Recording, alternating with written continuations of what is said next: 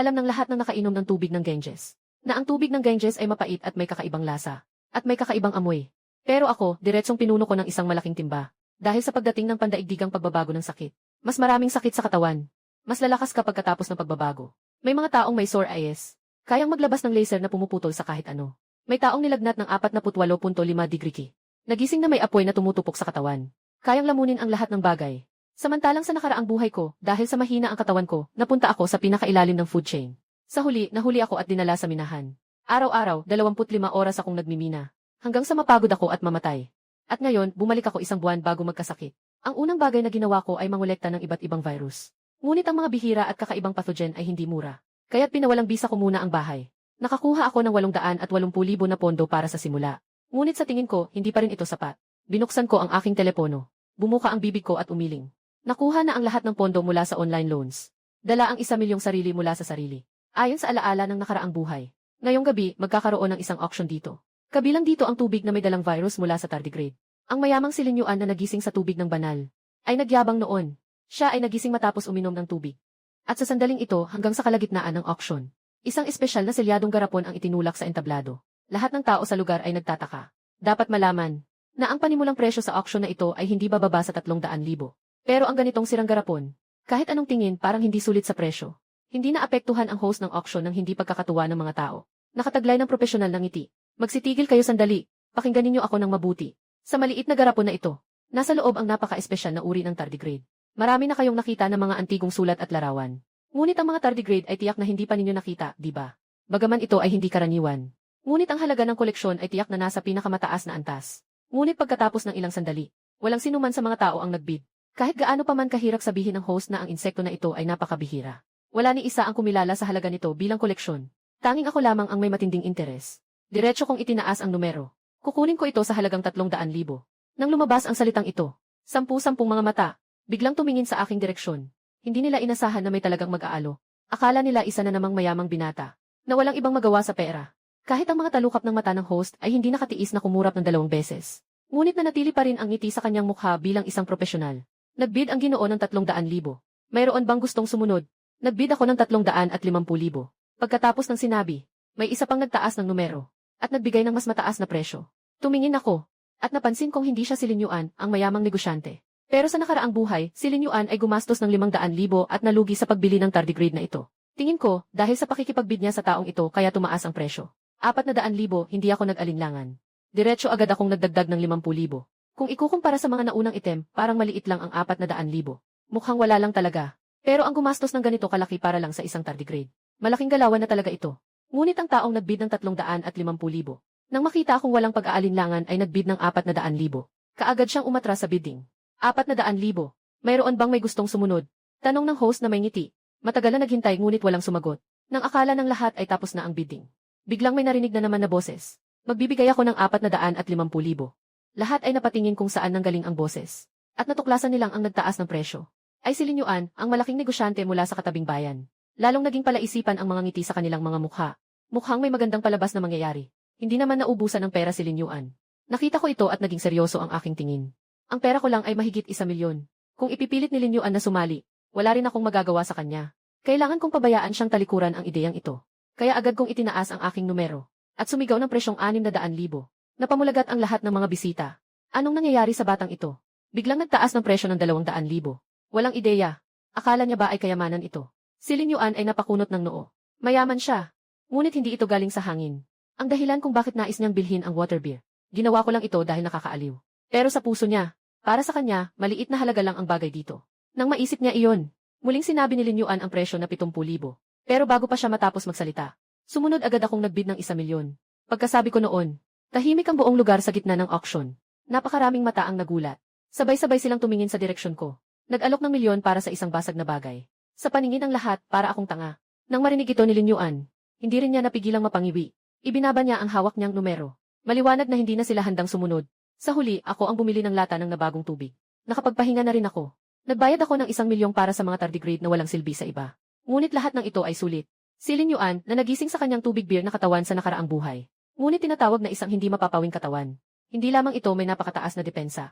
Kahit nasugatan, mabilis pa rin akong nakakabawi sa loob ng maikling panahon. Ang alinman sa dalawang katangiang ito. Kahit alin ang pagtuunan ay pambihirang talento na. At pagkatapos kong makuha ang orihinal na anyo ng tardigrade, handa na sana akong umuwi. Biglang may narinig akong boses ng lalaki sa likuran ko. Paglingon ko, napansin kong isa pala siyang lalaking nakasalamin at nakasuot ng itim na kamiseta. Bigla akong nagduda. Nakahawak ang kamay ko sa bulsa. Nakaipit ang selyadong lata ng mga water beer. Ngumiti ang lalaking may salamin. Pagkatapos ay nagpakilala siya. Ang pangalan ko ay Changshu. Ako ang nagbebenta ng mga water beer. Ikaw siguro ang tao na may water beer, tama ba? Medyo napakunot ang noo ko nang marinig ko iyon. Naisip ko kung nagsisisi siya na ibinenta ang tardigrade. At gusto niya itong bawiin. Hindi ako magdadalawang isip. Napaalisin siya hanggat kaya niya. Mukhang nabasa ni Changshu ang iniisip ko. Ngumiti siya ng magiliw. Nagkamali ka ng akala. Nandito ako para makipag-usap sa iyo tungkol sa pakikipagtulungan. Gumastos ka ng ganitong kalaking pera para bilhin ang tubig na oso. Siguradong may malaking laboratorio ng biolohiya sa likod nito. Nagtatrabaho ako sa isang base ng pananaliksik sa biolohiya, na nasa loob ng isang gusali sa Vigil. Itong tubig na oso ay lihim kong kinuha. Kung kailangan mo ng ilang bihirang sample ng virus, maari mo akong lapitan. Isang sample, 500,000. Kumusta? Ngunit kahit narinig ko ito, nanatili akong walang emosyon. Ngunit sa totoo lang, labis na akong nagagalak sa loob. Katatapos ko lang isipin kung saan makakahanap ng ilang bihirang virus. Ngayon, nandito na si Changshu. At nang makita niyang tahimik akong nakatingin, medyo nag-alala siya. Tungkol sa presyo, kung hindi ka nasisiyahan, maaari tayong makipag-usap muli. Para sa bawat sample ng virus, maaari kong singilin ang 300,000. Ngunit ito na ang pinakamababa. Pinipigilan kong ngumiti. Sadyang nagpakita ng seryosong mukha. Medyo mataas pa rin ang 300,000. Mahigpit na nakagat ni Changshu ang kanyang mga ngipin. 300,000 ay nasa pinakamababang presyo na. Kung sa tingin mo ay hindi sapat, pupunta na lang ako sa ibang mga laboratorio ng mga nilalang sa Daxia. Nakita kong talagang hindi siya bibitaw. Wala na akong magawa kundi sumang-ayon. 300,000 ay 300,000. Ilang uri ng virus ang mayroon sa inyong research base? Nag-isip sandali si Changshu at nagsabi. Mga higit 100 uri siguro. Karamihan doon ay mga bihira at kakaibang virus. Nang marinig ko iyon, lalo akong na-excite. Paano kung gusto ko rin ng isa? Kaya mo bang makakuha para sa akin? Pero kailangan mo munang magbayad ng kalahating deposito. Dahil dito, labis na na-excite si Changshu. Kung magagawa ito bilang isang malaking negosyo, ay magiging maginhawa ang kanyang mga susunod na araw. Pagkatapos ay iniwan niya sa akin ang kanyang contact details at nagmadaling umalis. Ngayon ay higit sa 100 uri ng virus. Isang halaga ng 300,000. Kaya kailangan kong maghanda ng hindi bababa sa 30 milyon. Ngunit ganito kalaking pera. Hindi ito makakamit sa pamamagitan lamang ng utang. Ang isip ko ay mabilis na nag-iisip. Naaalala ko ang pinakamayamang tao sa Jiangnan, si Liu Kailong, na nag-anunsyo ng gantimpala sa buong mundo, na sinabing kung may makakagaling sa sakit na genetiko ng kanyang anak na si Liu Ruyan, ay makakatanggap ng gantimpalang 100 milyong yuan. At sa nakaraan ko, ako ay naging alipin sa minahan. Minsan narinig ko ang isang maliit na lider na nag-uusap. Sinasabing ang Liu Group ay nagtipon, kinokolekta ang Chanchans no Ulotus. At sabay-sabay na sinisira ito. Nang marinig ko ang balitang ito, may naisip akong hula. Ang dahilan kung bakit ginawa ito ng Liu Group ay maaaring dahil ang Chanchans no Lotus ay maaaring makasama kay Liu Ruoyan. Sa ibang salita, ang bulaklak ng yelo sa bundok Tianshan. Maaaring ito ang gamot na makapagpapagaling kay Liu Ruoyan mula sa kanyang sakit na genetic. Kung totoo ang hula na ito, kailangan ko lamang ibenta ang balitang ito sa Liu Group. Tiyak na hindi ako magkukulang sa pondo. Nang maisip ito, hindi ko maiwasang maging excited. Nahanap ni Liu Kailong ang telepono ni Bai at tumawag. Sa oras na ito, nasa opisina ng chairman ng Liu Group. Naupo si Liu Kailong sa harap ng mesa. Tumingin siya sa batang babae sa wheelchair sa tabi niya. Puno ng pagsisisi ang kanyang mga mata. 10 taon na ang nakalipas. Kakaumpisa pa lang ng kakaibang sakit ni Liu Ruyan. Agad siyang nawalan ng malay sa paaralan. 3 taon siyang ginamot sa Britanya. Ngunit sa huli walang nangyari.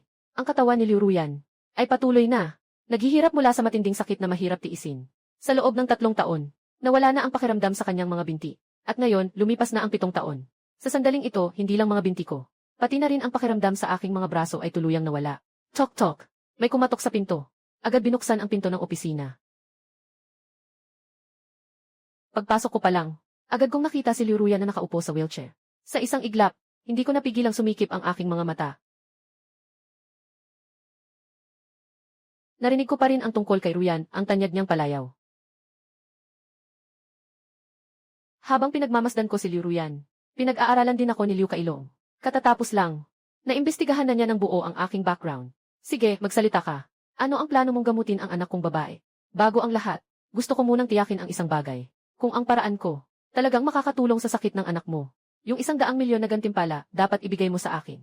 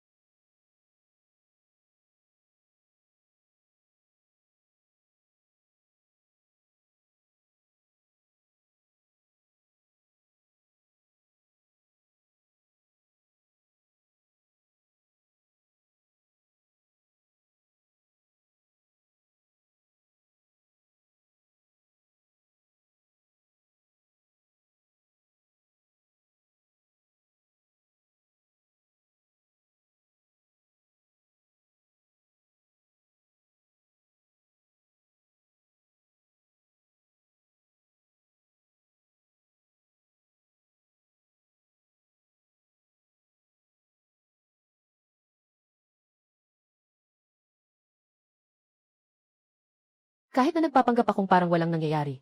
Sa totoo lang kanina ay sobra rin ang kaba ko. Sinubukan ni Liu Ruyan na igalaw ang kaliwang braso. Pero sa pagkakataong ito, hindi nangyari ayon sa kanyang inaasahan. Ang kanyang braso ay nanatiling nakapatong sa wheelchair. Hindi ito gumalaw kahit kaunti. Tatay, hindi pa kaya ng kaliwang kamay mo. May bahid ng pagkadismaya sa kanyang tinig.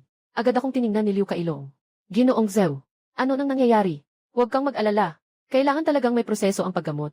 Kailangan ng oras para gumaling si Miss Liu. At ngayon, epektibo ang aking paraan ng paggamot. Dapat bang ibigay ang 100,000,000 gantimpala? Si Liu Kailong ay nag-utos. Sinabi niya sa kanyang sekretarya, ilipat ang 100,000,000 sa account ni Ginoong Zhou. Kapag tuluyang gumaling ang anak kong babae, magbibigay pa ako ng dagdag na pasasalamat na pera. Si Liu Ruyan na palaging tahimik at hindi madaldal. Ngayon ay nagsalita rin. Salamat po, Ginoong Zhou. Ang kabutihan ninyo ay hinding-hindi ko malilimutan. Ang kanyang mga mata ay puno ng pasasalamat at kagalakan. Hindi. Basta gumaling ka lang sa sakit mo, okay na. Nakita ang eksenang ito. Halos hindi ko mapigilang tumawa. Kapag dumating na ang araw ng pagbabago ng sakit, hindi ko alam kung ano ang magiging reaksyon ng dalawang ito. At sa oras na ito, tumunog ang cellphone na matagal nang nasa bulsa. Nalaman kong pumasok na ang pera. Agad akong naghanap ng dahilan para umalis. Pagkatapos umalis sa Liu Group, agad akong nagpadala ng mensahe kay Changshu. Nakahanda na ang pera. Gusto ko ng kopya ng virus mula sa inyong research base. Kailangan ko lahat ng ito. Hindi nagtagal. Kakausapin ko lang ang kabilang panig. Walang problema. Ihanda mo ang deposito. Pumunta ka sa address na ito para sa offline na transaksyon. Sa isang mamahaling hotel, ilalagay ko ang kahon na puno ng pera sa mesa. Tumingin si Changshu sa puno ng pera sa loob. Sobrang excited siya. Bigyan mo ako ng 2 araw. Sa panahong iyon, ibibigay ko sa iyo ang lahat ng kailangan mo. Nakangiti akong tumango. Ngunit may isang bagay na kailangan kong sabihin sa iyo. Yung mahigit 100 na uri ng virus ko. Maaari mo bang ilagay lahat ng iyon sa isang test tube? Biglang napatigil si Changshu. Tumingin siya sa akin na mailabis na pagkalito sa kanyang mga mata. Kung gagawin mo yan, mawawala ng halaga sa pag-aaral ang mga virus na iyon. Isa kang tao mula sa Institute ng Biolohiya. Hindi mo ba maintindihan ang simpleng prinsipyo na ito? At malaki ang posibilidad na magkaroon ng hindi makontrol na mutasyon. Kapag nagkataon, hindi natin alam kung ano ang magiging anyo ng virus. Walang nakakaalam. Baka buong lungsod pa ang malagay sa panganib. Sa puntong ito, may bakas ng takot sa mga mata ni Changshu. Alam niya na puro mga demonyong uri ng virus ang mga iyon. Tulad ng mutated na Ebola, mutated na bagong uri ng rabies, mutated na bulutong at iba pa. Kahit alin dyan, ito ay isang bagay na kinatatakutan ng lahat. Ngunit ngayon, kailangan pang pagsamahin ang mga nakakatakot na virus na ito para mag-alaga ng Yu. Gusto ba ng batang ito na magdulot ng pagkapahamak sa mundo? Tiningnan ako ni Changshu ng ilang beses. Sa kanyang isipan, nag-iisip siya. Bakit mo ako pinapansin? Basta't binayaran kita, ayos na. Hindi ako natakot sa sinabi ni Changshu Bai. Sa kabaligtaran, sobrang excited pa nga ako. Hindi ko akalaing may ganitong magandang bagay na mutasyon. Gusto ko nga na mas lalong lumakas ang mga virus na ito. Mas maganda kung mag-mutate ito. At maging isang super virus na kayang sirain ang mundo sa isang iglap. Napatigil si Changshu sa sinabi ko. Sandali siyang natameme. Matigas na tumango. Basta't makuha niya ang pera, aalis na siya. Sa oras na iyon, ano man ang gusto niyang gawin, ay wala nang kinalaman sa kanya. Makalipas ang 2 araw, dinala ko ang kalahating cash sa hotel. At nakita ko si Changshu na matagal nang naghihintay sa kwarto. Maingat niyang binuksan ang isang maliit na kahon. Nagmimistulang test tube ang lumabas. Ayon sa iyong kahilingan, inilagay ko ang 105 uri ng mutant virus lahat dito. Sabay na nagsasalita si Changshu, habang naglabas ng isang e-tech drive. Nandito ang detalyadong impormasyon tungkol sa 105 uri ng virus na ito. Tiningnan ko lang ang e-tech drive ng isang sulyap, at ibinalik ang aking tingin sa test tube. Pagkatapos ay isinara ang kahon at inilagay ito sa bulsa. Pagkatapos ay umalis ng hindi lumilingon. Dahan-dahang lumipas ang oras. Mabilis na nalalapit ang mga huling araw bago dumating ang sakit. Ilang araw na lang ang natitira. Ngayon, nakatanggap ako ng isang international na package. Binuksan ko ito at kinuha ang tanging maliit na bote sa loob. Hindi ko maiwasang umiti ng bahagya. Ito ay isang kayamanan na nakuha ko mula sa bansang Cherry Blossom. 100% purong radioactive waste. Maingat na ilagay ang bote sa loob ng storage cabinet. Hindi ko maiwasang makaramdam ng kaunting pananabik. Simula ng araw na iyon, nakuha ko ang mahigit sa 100 uri ng virus mula kay Changshu. Sa mga sumunod na araw, hindi ko pa rin tinigilan ang aking pag-unlad. Lahat ng paraan na maiisip para lumakas, ay sinadya kong hanapin at kolektahin. Sa ngayon, punong-puno ng mga kayamanan ang aking imbakan. At makalipas ang 2.5 araw. Sa isipan ng lahat ng tao sa Blue Star, sabay-sabay na lumitaw ang isang tinig. Malapit nang magsimula ang panahon ng pagbabago.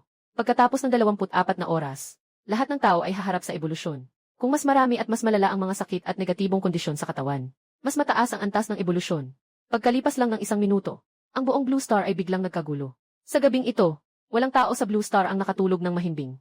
Ang mga dati malulusog ay nagsisisi at nalulungkot. Sinasalungat ang sarili kung bakit hindi ako nagkasakit ng mas marami. Samantalang ang mga taong talagang may sakit, ngayon ay labis na nagagalak.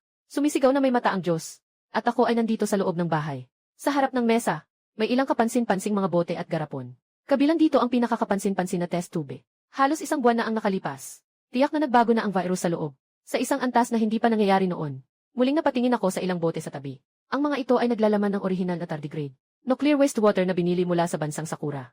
At nakamamatay na lason mula sa ibang pinagmulan. Mabilis kong kinuha ang laman ng ilang bote. Nagsama-sama.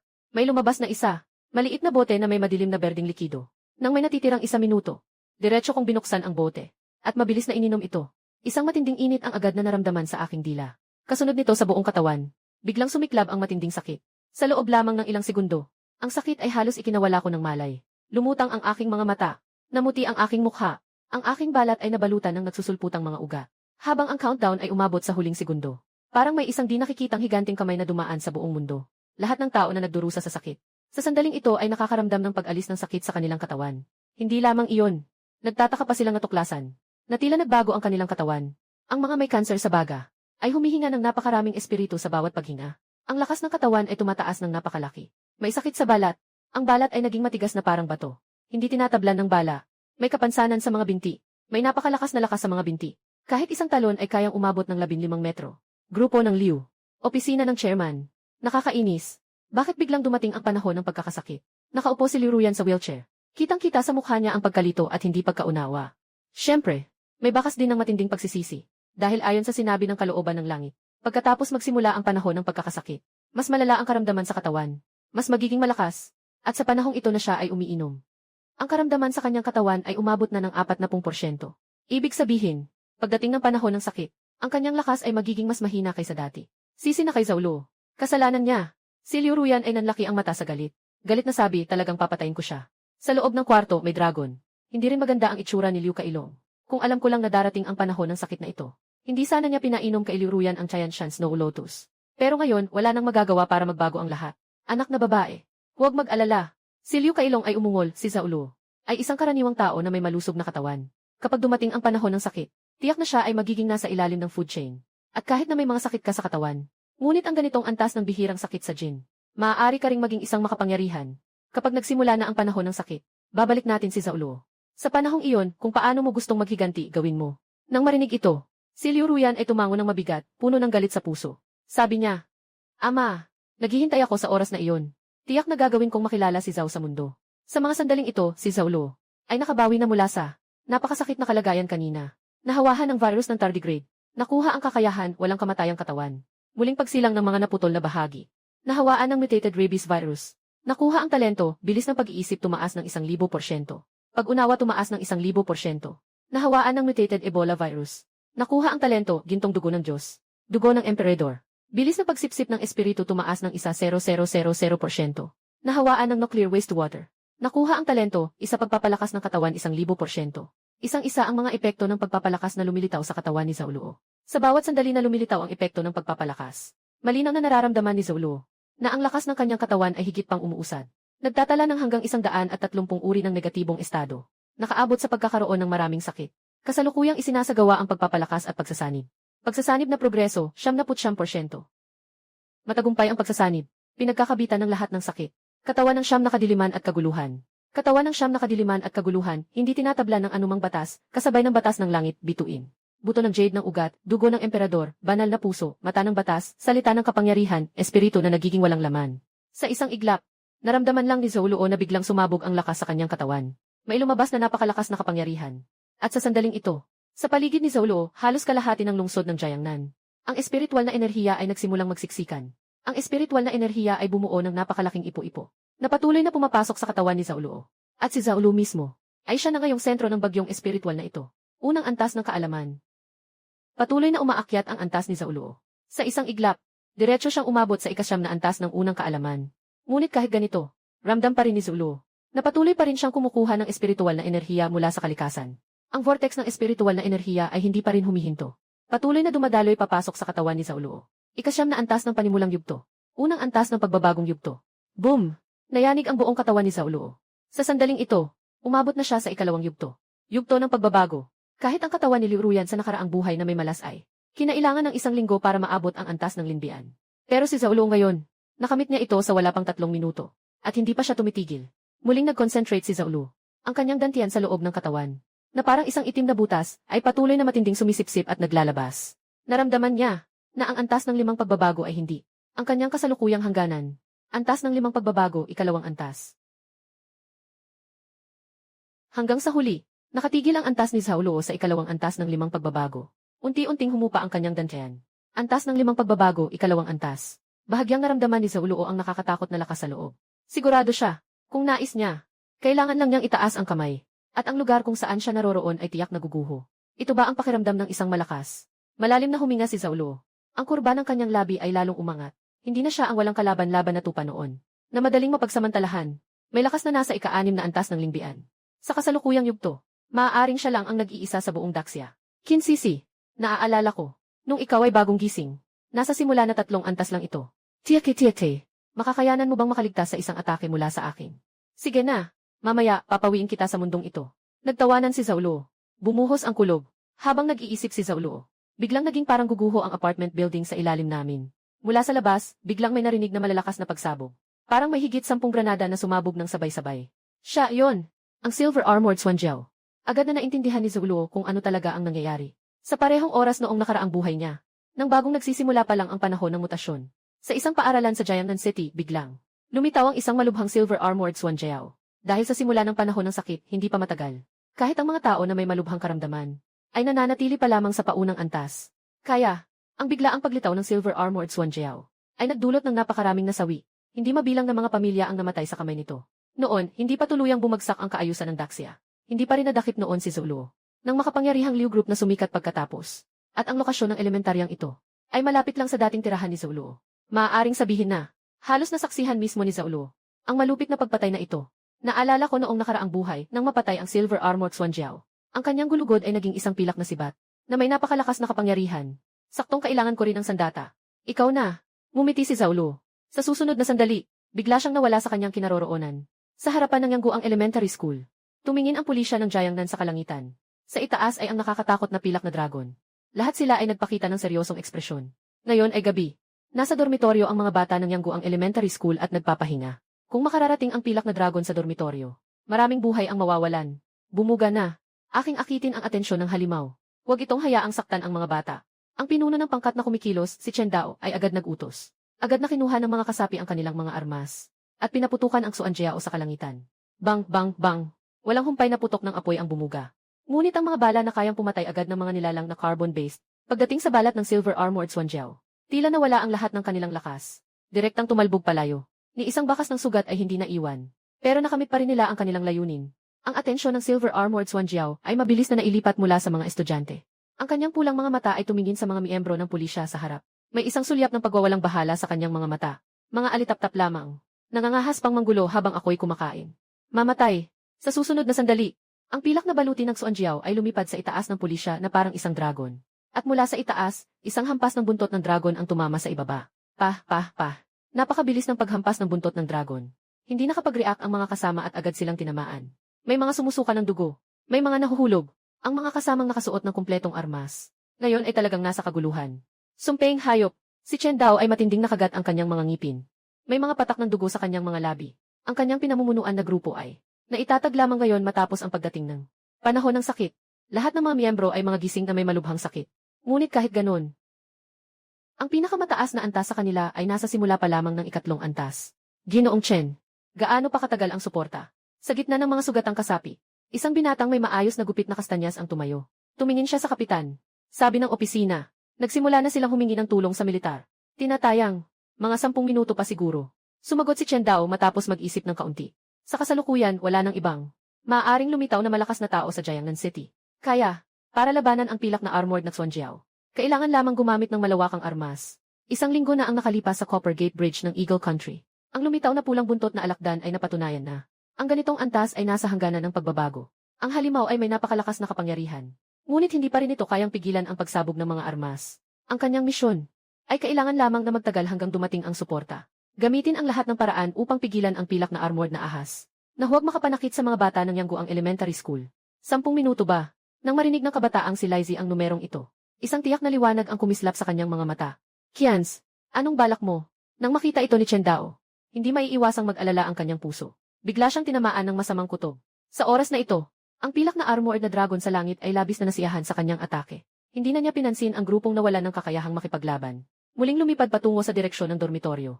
Kapit Chen, ilang granada ang dala natin? Ang tinatawag na cans na may ulo ng kastanyas. Hindi sumagot ang kabataan sa sinabi ni Chen. Sa halip, nagtanong siya pabalik. 13 piraso. Agad na sagot ni Chen.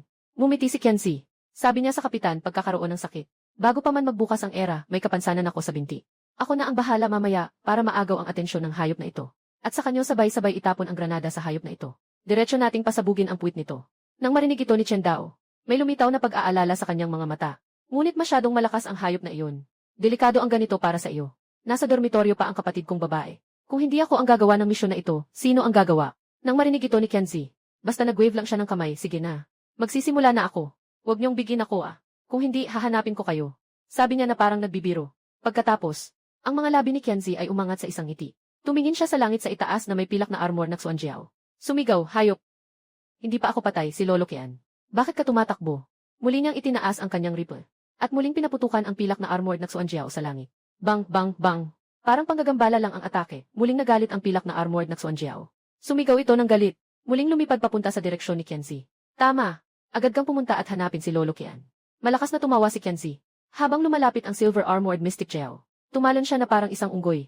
Papunta sa bubong ng guardhouse sa may gate. Nakita ng silver armored Mystic Jiao na hindi tumakbo si Kenzie. Sa halip, tila siya pa ang nang-aasar sa sarili niya. Bigla siyang nagalit. Biglang nagliwanag ang kanyang buong katawan ng isang banayad na sinag ng pilak. Naghanda siyang bigyan ng leksyon ang maliit na insekto sa harap niya. Ngunit nang lumipad siya sa harap ni Kenzie, nang ang distansya mula sa lupa ay halos wala pang 10 metro. Sa loob ng grupo, sabay-sabay na naalis ang mga safety pin ng 13 granada. Kasabay ng pagtingala sa langit, itinapon ang direksyon ng pilak na baluti ng Xuanjiao. Isang matinding apoy ang biglang sumabog sa hangin. Boom! Ang malakas na tunog ng pagsabog. Kaagad na kumalat sa buong Jiangnan City. Woohoo! Ang pilak na baluti ng Xuanjiao ay naabutan ng biglaang ito. Isang tama ang nagdulot ng pagkadilim ng mga mata. Ang buong katawan ng dragon ay nabahira ng dugo, lalo na ang mga pulang mata nito. Sa sandaling ito ay labis na sugat at karahasan. Ang matinding sakit ay nag-udyok sa silver armored dragon, na magpalipad ng walang direksyon sa himpapawid. Samantalang sa panig ni Kenzie, dahil sa sobrang lapit sa silver armored dragon, napinsala rin. Ang kanyang bulletproof vest ay wasak na, puno ng sugat. Ngunit ang ngiti sa kanyang mukha ay nananatiling buo. Ibinuhos niya ang huling patak ng lakas, at tumalon pabalik sa kanyang grupo. Sumigaw siya kay Chen Dao at sa iba, mga kapatid. Bumaril. Bang, bang, bang. Saan mang dako, maraming bala ang pumigil sa ulo ng dragon. Pinagsasaksak ang pilak na baluti ng dragon na humihiyaw sa sakit. Sa unang tingin, tila ganap na nagbago ang sitwasyon.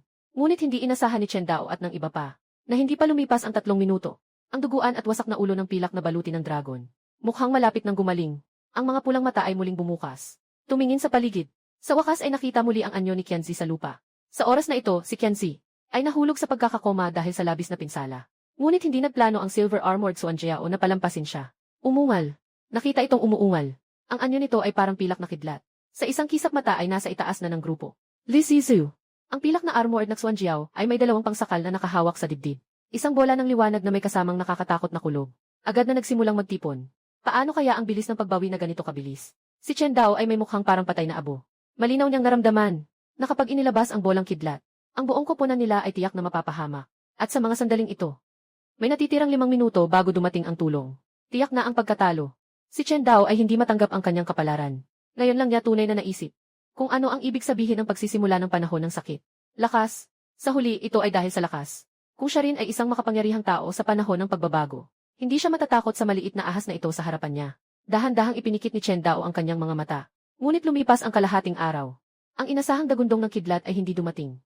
May tao. May taong parating. Sa oras na ito, biglang narinig ang excited na boses ng kasamahan. Dumating na ba ang suporta? Nabigla si Chen Dao. Agad niyang iminulat ang mga mata. Akala niya ay dumating agad ang tulong mula sa hukbo. Pero nang iminulat niya ang kanyang mga mata, ang mga nangyari sa harap niya ay labis niyang ikinagulat. Sa ilalim ng maliwanag na buwan sa langit, may isang anino na nakatayo sa kalagitnaan ng ere. Nakaharap ito sa silver armored Mystic Jiao. Habang tinititigan ng silver armored Mystic Jiao ang biglang lumitaw na lalaki, hindi na iwasang sumik ang galit sa kanyang mga mata. Hindi pa natatapos ang pagtuturo sa mga langgam sa lupa. Bakit ngayon ay may humaharang na tigre? Naghahanap ng kamatayan.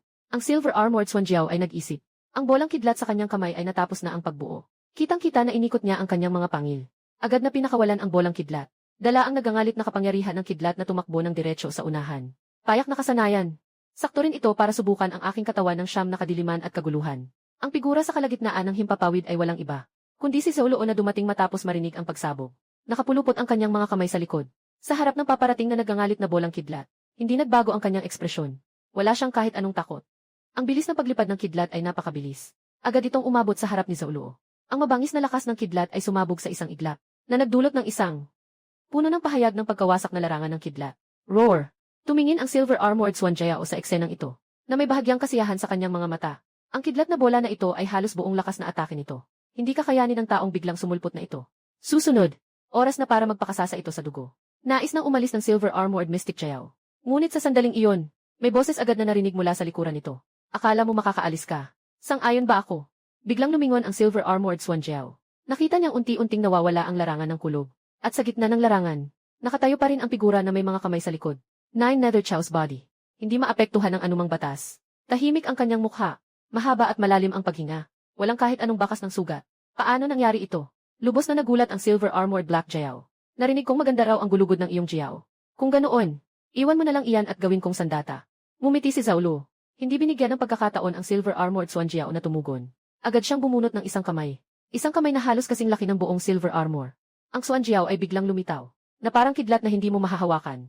Na malakas na bumagsak sa katawan ng silver-armored Swan Jiao. Direktang itinulak ng kamay na ito ang silver-armored Swan Jiao patungo sa lupa. Ang malaking katawan ay biglang bumagsak sa walang taong palaruan ng Sunshine Elementary School. Ay nabuo ang isang malaking hukay. Ang tagpong ito ay tuluyang nagpamangha sa lahat ng naroon. Maging guro man o estudyante, o kahit ang mga miyembro ng Team Chen Dao na dumating para tumulong.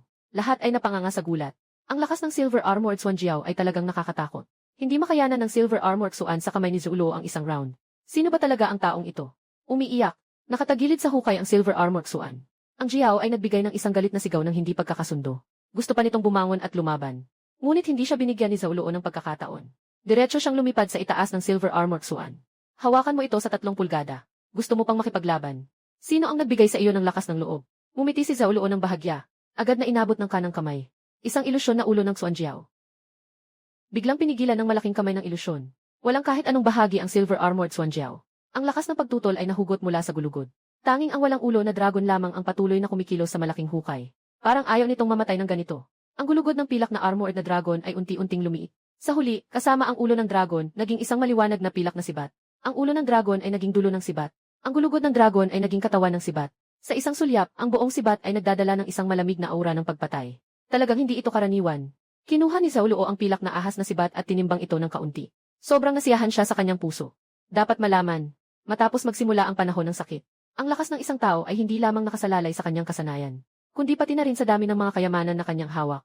Ito rin ay isang napakahalagang salik ng lakas. Naalala pa ba ni Zaulo na sa nakaraang buhay, hindi kulang sa mga tao na may magandang kalusugan at karaniwang talino.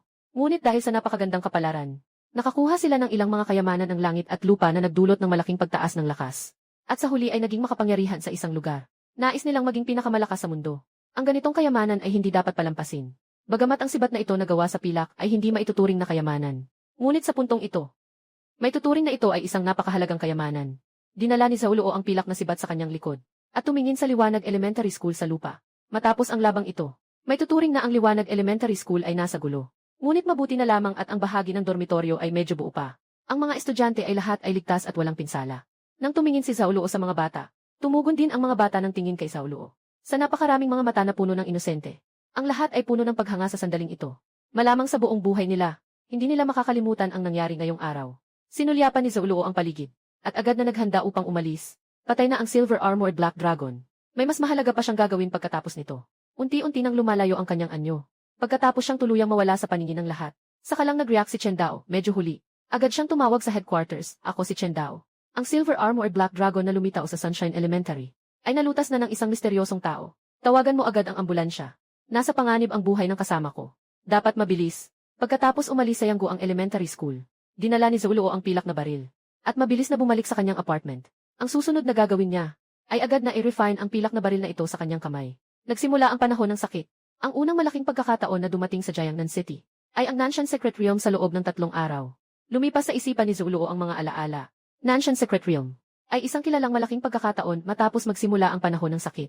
Isang tanyag na pagkakataon na puno ng mga kayamanan sa loob ng lihim na lugar. Kabilang dito ang pinakamahalaga ay ang isang kayamanang tinatawag na Ninyang Baguapan. Malinaw na naaalala ni Zaulo na sa kanyang nakaraang buhay nakuha ang Ninyang Baguapan na tinawag ng mga tao bilang Guajia Tianzon si Bukyun. Bago niya nakuha ang Ninyang Baguapan, Isa lamang siyang baguhan sa simula. Matapos makuha ang kayamanang ito na tinatawag na pinakamalakas na depensa, biglang lumakas ang kanyang kapangyarihan. Sa katunayan, sa huling labanan sa paglusob ng hari, mag-isa niyang hinarap ang atake ng 5 pinagsamang hari ng halimao sa antas ng ipinagbabawal gamit ang 9 trigrams disc. Antas ng simula, antas ng pagbabago. Antas ng kakaiba, antas ng pagpapabago ng espiritu, antas ng ipinagbabawal. Ito ang mga pangunahing antas ng kultibasyon na itinakda ng kalooban ng langit matapos magsimula ang panahon ng pagbabago. Niyang 8 siklo ng Siyam, dapat itong makuha. May kumikislap na liwanag sa mata ni Zaulo. Sa puntong ito ng nakaraang buhay, hindi alam ng lahat ang kahalagahan ng lihim na lugar. Ngunit siya ay iba. Siya ay isang muling isinilang. Niyang 8 siklo ng Siyam. Tiyak na makukuha niya ito. Malalim siyang huminga. Muling tumingin si Zaulo sa Silver Jiao Spear. Naramdaman niyang kumilos ang kanyang isipan. Isang ideya ang biglang sumulpot sa utak ni Zaulo. Diretso itong pumasok sa Silver Jiao Spear. Pagpasok ng ideya sa Silver Jiao Spear, ang unang naramdaman ni Zaulo, isang galit na damdamin. Ikaw, maliit na ahas, ay may galit pa rin. Kahit napatay na, ayaw mo bang mapunta sa akin? Bahagyang umangat ang labi ni Zaulo, na may mapanuksong tono, sayang naman. Dahil nandito ka na sa aking kamay, kailangan mong makinig sa akin. Pagkasabi ko nito, ang natitirang kamalayan ng pilak na ahas ay agad na nawasak. Ito ang kapangyarihang dala ng 9 Nether Chaos Body. Ang espiritu ay nagiging wala. Hindi ito biro. Sa kasalukuyan sa mundo, walang sinuman ang makakapantay kay Zaulo. Sa lakas ng kanyang espiritu, matapos sirain ang kamalayan ng Silver Armored Swan Jiao, nagsimula na si Zaulo na i-refine ang Silver Jiao Spear. Dahil wala nang hadlang mula sa Silver Armored Swan Jiao, napaka-smooth ng proseso ng pag-refine. Sa loob lamang ng kalahating oras, ang Silver Jiao Spear ay namarkahan na ni Zaulo ng espiritual na tatak. Sa sandaling ito, doon lang tunay na naramdaman ni Zaulo na naging kanya na ang Silver Jiao Spear. Masasabi ngang parang bahagi na ng kanyang katawan ang paggamit nito. Magaling! Ganap nang napagsama ang Silver Jiao Spear. Bago maghanda papuntang Nanshan Secret Realm, ayusin muna natin ang isang bagay. Inilagay ni Zaulo ang Silver Jiao Spear. Agad siyang umalis ng apartment. Ilang sandali lang pagkatapos, sa loob ng isang residensya na lugar, tahimik na lumapit si Zaulo sa pintuan ng isang bahay. Tok-tok. Kumatok siya sa pinto. Mabilis na lumabas ang isang payat at magandang babae. Zaulo, talaga bang naglakas loob kang pumunta? Kinsisi tiningnan si Zaulo sa labas ng pinto. May malamig na ngiti sa kanyang labi. Hindi pa natatapos ang kanyang sinasabi. Bigla siyang humawak sa hangin. Ang kanyang kapangyarihan sa antas ng simula ay biglang sumabog. Ninais na hilahin si Zaulo sa loob ng bahay. Ngunit nang mahawakan niya ang pulso ni Zaulo, napansin niya na kahit gaano siya kalakas, si Zaulo ay nananatiling hindi gumagalaw. Kinsisi, sa tingin mo ba, malakas ang lakas mo sa simula? Tumingin si Zaulo kay Kinsisi na para bang isang payaso. Nagtatawang pang-aasar. Pagkatapos sabihin, siya ay nayanig. Ang presensya ng transcendent na antas ay walang duda. Isang napakalaking pakiramdam ng presyon ay direktang bumalot kay Kinsisi. Transcendent na antas. Hindi ito possible. Paano ka magiging isang transcendent? Paano ka magiging isang awakener? Si Kinsisi ay nakatitig ng mabuti. Mahigpit na nakatingin siya kay Zaulo. Punong-puno ng hindi makapaniwala. Naalala niya, wala namang sakit si Zaulo. Si Kinsisi. Ngayon tanungin kita, sino ang dapat magsisi? Tumingin si Zaulo kay Kinsisi na may pagkaaliw. Mabilis ang reaksyon ni Kinsisi. Ang dati niyang masamang ekspresyon ay biglang naging masunurin. Kahit may kaunting pagyuyukod, Zaulo. Bakit hindi mo sinabi sa akin nang mas maaga na napaka-strong mo? Bakit ko kailangang sabihin sa'yo? Bago pa siya makapagsalita ulit, agad siyang pinutol ni Zaulo. Matapos siyang malamig na tumawa, biglang lumitaw ang isang pilak na sibat na may disenyong dragon sa kanyang kamay. Sa tingin mo, ang isang patay na tao, kailangan pa bang malaman ang gano'n ng karaming bagay? Pagkasabi nito, ang pilak na sibat ni Zaulo ay biglang tumarak sa harap. Ang dulo ng sibat ay tila kidlat na pilak, na dumiretso sa puso ni Kinsisi, at nagdulot ng pagtilamsik ng dugo. Hanggang sa kanyang kamatayan, nakapinta pa rin sa mukha ni Kinsisi ang mapagkunwaring ngiti. Ngunit, may bakas ng hindi makapaniwala sa kanyang mga mata. Hindi niya inakalang naging ganito katatag si Zuran, na kaya siyang patayin ng direkta. Hanggang sa huli, ang liwanag sa mga mata ni Kinsisi ay unti-unting naglaho. Hinugot ni Zaulo ang dulo ng baril, at ang payat niyang katawan ay bumagsak sa lupa. May narinig na malakas na tunog. Ang unang paghihiganti. Natupad na. Ikaw na ang susunod. Liu Ruyan. Pinagpag ni Zaulo ang dugo sa dulo ng kanyang sibat. Dahan-dahan siyang umalis sa lugar. Habang abala si Zaulo sa kanyang pag-ensayo. Lungsod ng Jiangnan. Sa loob ng Liu Group. Si Liu Ruyan ay umalis na sa wheelchair. Sa sandaling ito, nakaupo siya sa sahig na may nakaluhod. Nararamdaman ang espiritu ng kalikasan. Pagkalipas ng ilang sandali, dahan-dahan niyang binuksan ang kanyang mga mata. Sumpa. Sumpa kay Zaulo. Kung hindi dahil sa kanya, bakit magiging ganito ang pagkasira ng aking katawan ng sakuna? Sa napakagandang mukha ni Liu Ruyan, ngayon ay puno ng put. Kahit nahanda na siya sa kanyang isipan, na pagkatapos magsimula ang panahon ng sakit, ang kanyang katawan ay magiging mas mahina kaysa dati. Hindi ko akalain na ganito kalaki ang pagbagsak. Alam na niya, na ang kanyang orihinal na kakayahang banal na katawan ng sakuna, ay mas mabilis ang pag-unlad ng libu-libong beses kumpara sa iba. Ngunit ngayon, ilang sesyon ng Tian Shan Snow Lotus, ang nagwasak sa kanyang banal na katawan ng sakuna. At naging ganito ang kanyang depektibong banal na katawan ng sakuna. Hindi lang bumagal ng husto ang bilis ng kanyang paghasa, pati na rin ang mga talento na natatangi sa katawang banal ng sakuna ay nawala na rin. Kung hindi dahil sa isang talento ng sakuna na muling bumuhay mula sa kamatayan, talagang mababaliw na siya. Pero dahil din sa pagiging sira ng katawang banal ng sakuna, isang beses lang niya magagamit ang talento na iyon. Isang beses lang ay magiging ganap na walang silbi. Ama, nahanap mo na ba si Saulo? Sa pag-iisip na ito, si Liu Ruyan ay nagalit ng labis. Ang kanyang malamig na tingin ay agad na tumingin kay Liu Kailong. Si Liu Kailong ay medyo nabasa ng pawis sa titig ni Liu Ruyan. Agad siyang umiling at sinabi, ang ating mga tao ay natagpuan na ang lugar kung saan siya dati nanirahan. Ngunit ang bahay na iyon ay naipangako na isang buwan na ang nakalipas kay Saulo. At sa panahong ito, hindi na bumalik si Saulo kahit isang beses. Kung nandyan pa siya sa Jiangnan City, ay isang tanong. Medyo hindi tiyak ang tono ni Liu Kailong. Sige, tingnan ang kanyang bank statement. Saan man siya pumunta, kailangan pa rin niyang gumastos, di ba? Sabi ni Liu Ruyan na may ngiti-ngit. Talagang galit na siya kay Saulo. Sa katunayan, sa sandaling ito, siya ay nakasandal sa katawan ng sakuna. Naging isa siya sa mga pinakamalakas sa bagong dating. Naging bahagi siya ng pinakamalakas na tao sa mundo. Pero dahil kay Saulo, nawala ang lahat ng ito. Pati si Liu Ruyan ay nagduda kung si Saulo ba ang magdadala ng bagong panahon. Kaya naisip niyang niloko siya nito ng maaga. Pero masyadong malayo ang duda niyang iyon. Kaya hindi na lang masyadong inisip ni Liu Ruyan. Nagkaroon ng problema sa bangko. Wala na tayong makontak. Walang paraan para mag-check. Humagulgol si Liu Kailong. Simula nang dumating ang panahon ng sakit, maaaring sabihin na nagulo na ang mundo. Maliwanag na nakikita niya na hindi magtatagal. Ang mga naitatag na kaayusan ay babagsak. Lakas, ang tunay na mahalaga sa hinaharap, tungkol sa ginawa ni Zuluo kay Liu Ruyan at sa pagkasira ng kanyang katawan. Galit na galit din si Liu Kailong. Kung mahahanap niya si Saulo, hindi niya ito palalampasin. Sa mga sandaling iyon, biglang may kumatok sa pinto ng opisina. Ginoong Liu, ang taong hinahanap ninyo. Nahanap na namin. Pagkasabi nito, si Liu Ruyan at Liu Kailong ay parehong nagulat. Pumasok ka na. Isang malakas na galaw ni Liu Kailong. Pumasok ang sekretarya na may dalang notebook. Sa screen ng laptop, nagpi-play ng isang video. Sa video, isang kabataang lalaki ang nakatayo, nakataas ang kamay sa hangin. Sa kabila niya ay isang malaking pilak na ahas dragon. Agad sumunod, makikita sa video na ang kabataang lalaki ay nagpapakita ng isang palad sa pilak na ahas drag ng walang pake, isang sulyap lang. Isang napakalaking marka ng kamay ang biglang lumitaw sa kalangitan. Malakas na tumama ito sa katawan ng higanting dragon. Ang napakalakas na higanting dragon ay nawasak dahil sa isang hampas na ito. Direkta itong nahulog sa ilalim ng lupa. Susunod ay ang eksena kung saan ang binata ay mahigpit na kumukuha ng gulugod ng dragon. Maaaring dahil sa sobrang layo ng kuha ito. Hindi naman malinaw ang video. Pero nakakagulat pa rin ang bawat eksena. Siyempre, ang pinakamahalaga, parehong nakilala ni Liu Kailong at Liu Ruyan. Kung sino ang kabataang basta na lang pumatay sa Jayaolong. Zaulo. Nakatitig ng malaki si Liu Kailong. Napuno ng hindi makapaniwala sa napakagandang puting mga mata ni Liu Ruyan. Ngayon ay puno rin ng pagkabigla. Bakit siya ganito kalakas? Napakakomplikado ng tono ni Liu Ruyan. Hindi niya kailanman inasahan. Ang mukhang napaka-healthy na Zaulo. Matapos dumating ang panahon ng sakit, ay talagang naging napakatakot. Ito ay talagang mas malakas kaysa sa kanyang banal na katawan. Kahit na siya ay isang hindi kumpletong bersyon. Ngunit si Liu Ruyan ay makakaramdam dito. Kahit na ang kanyang ganap na banal na katawan, ay tiyak na hindi kayang tumbasan ang Saulo sa video. Babae, mukhang, hindi na natin pwedeng ituloy ang orihinal na plano. Napakagatlabi si Liu Kailong at nagsabi, dahil ganito kalakas si Saulo. Wala tayong magagawa kundi suyuin siya. Tapos, saka na lang tayo maghintay ng tamang pagkakataon. Kahit ano paman, ang Liu Group natin ay nakipag-cooperate na minsan sa zoo. Binigyan ko siya ng 100,000,000. Iyan ay isang anyo ng pagkakaibigan. Matapos marinig ang sinabi ni Liu Kailong, si Liu Ruyan ay tahimik na tumango. Hindi siya bobo. Alam kung kailan at anong dapat gawin. Ngayon, alam ni Zhu ng maraming beses. Nais ng paghihiganti. Kailangan kong palakasin ang aking kakayahan. Kailangan kong malampasan si Zaulo. Bago mangyari iyon, kailangan ko munang magtiis. Nang makita ni Liu Kailong na hindi tumanggi si Liu Ruyan, nakahinga siya ng maluwag. Tumalikod siya at sinabi sa sekretarya, sige, hanapin mo ang contact information ni Zaulo para sa akin.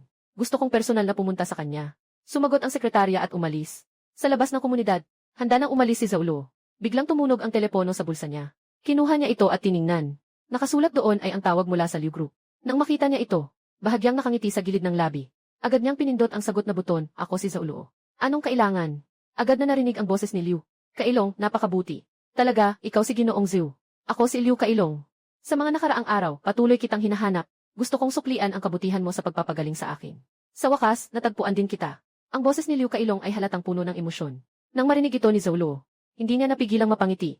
Tamang-tama. Balak din talaga niyang pumunta sa Liu Group. Direkta niyang aalisin sina Liu Ruyan at Liu Kailong. Hindi ba't siya na mismo ang lumapit? Naisip niya ito. Kaya umiti si Zaulo at sumagot, Ginoong Liu. Paano mo balak suklian ang ginawa ko? Agad na may tugon mula sa kabilang linya. Napakalaki ng utang na loob namin sa iyo sa Liu Group. Hindi ko kayang ilahad-lahat sa telepono. Ginoong Zhou, ganito na lang. Sabihin mo sa akin ang iyong address. Dadalahin ko ang aking anak na babae para bisitahin ka. Pagkatapos magsalita ni Liu Kailong, sumagot agad si Zhou Luo, CJ. Ipadala ko sa iyo ang lokasyon ng bahay namin. Hihintayin ko kayo. Matapos ipadala ang lokasyon ng apartment. Dahan-dahan nang naglakad pabalik si Zhou Luo. Naghahanda na maghintay sa pagdating ng dalawa. Sa kabilang dulo ng telepono, nakatanggap ng lokasyon mula kay Zhou Luo. Halos umabot na sa kanyang tainga ang ngiti ni Liu Kailong. Tama nga ang hinala ko. Talagang iniisip ni Zhou Luo ang ating Liu, na pagkakaibigan mula sa Liu Group. Kung makakakonekta tayo sa ganitong kalakas na tao, tiyak na magiging maliwanag ang kinabukasan ng Liu Group. Masaya si Liu Kailong. Umiti siyang tumingin kay Liu Ruyan, anak. Tara na. Sabay tayong bumisita kay Zhou Luo. Dapat mong tandaan ito. Huwag mong ipapakita ang galit mo sa harap niya. Kapag naitaas na, babalik tayo sa paghiganti. Si Liu Ruyan ay dahan-dahang tumango. At bahagyang binuka ang kanyang mga labi, ama.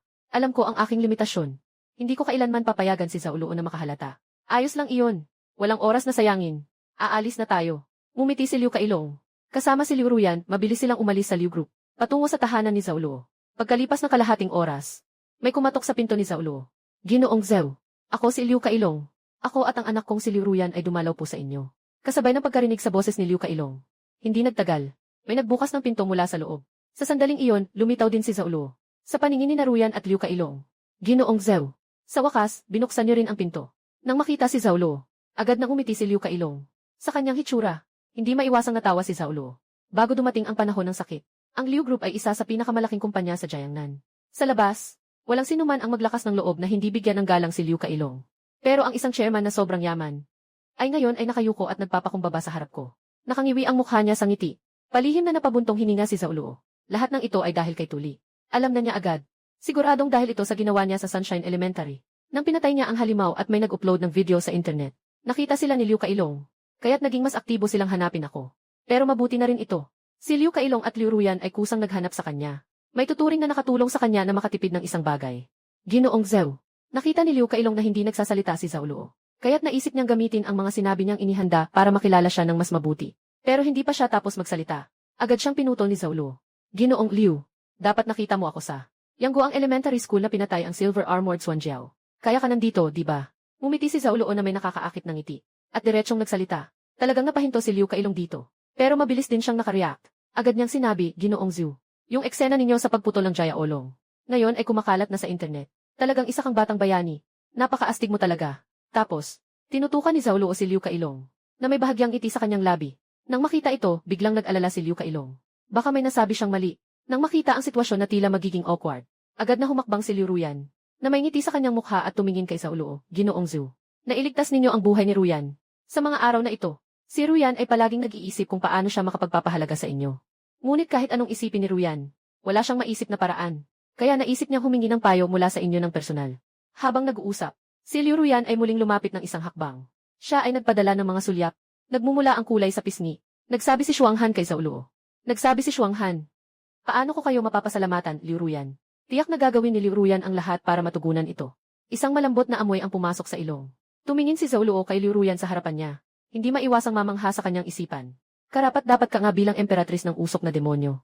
Gagawin ang lahat ng paraan para makamit ang layunin. Kung hindi lang ako isang muling isinilang, malamang nalinlang na rin ako ng itsura ni Liu Ruyan. At naging tapat na tagasunod niya. Kahit malupit at walang awa si Liu Ruyan. Pero ang itsurang ito ay kinikilala ng lahat noong nakaraang buhay bilang pinakamaganda sa buong mundo. Huwag na huwag siyang pabayaan. Ahem. Humakbang paatras si Zhou Luo. Umubo siya ng 2 beses. Kasabay nito, tumingin din siya kay Liu Ruyan. May ngiti sa kanyang labi, sinabi niya tungkol sa utang na loob. Mayroon akong isang bagay na nais kong ipagawa sa iyo. Anong tulong? Sige, sabihin mo. Si Liu Ruyan ay tiyak na makakagawa. Si Liu Ruyan ay biglang natuwa ng labis. Ngunit ang kanyang anyo ay nanatiling hindi nagbago. Nandyan pa rin ang kanyang magandang anyo. Dahil sa iyong sinseridad, magsasabi na ako ng diretsyo.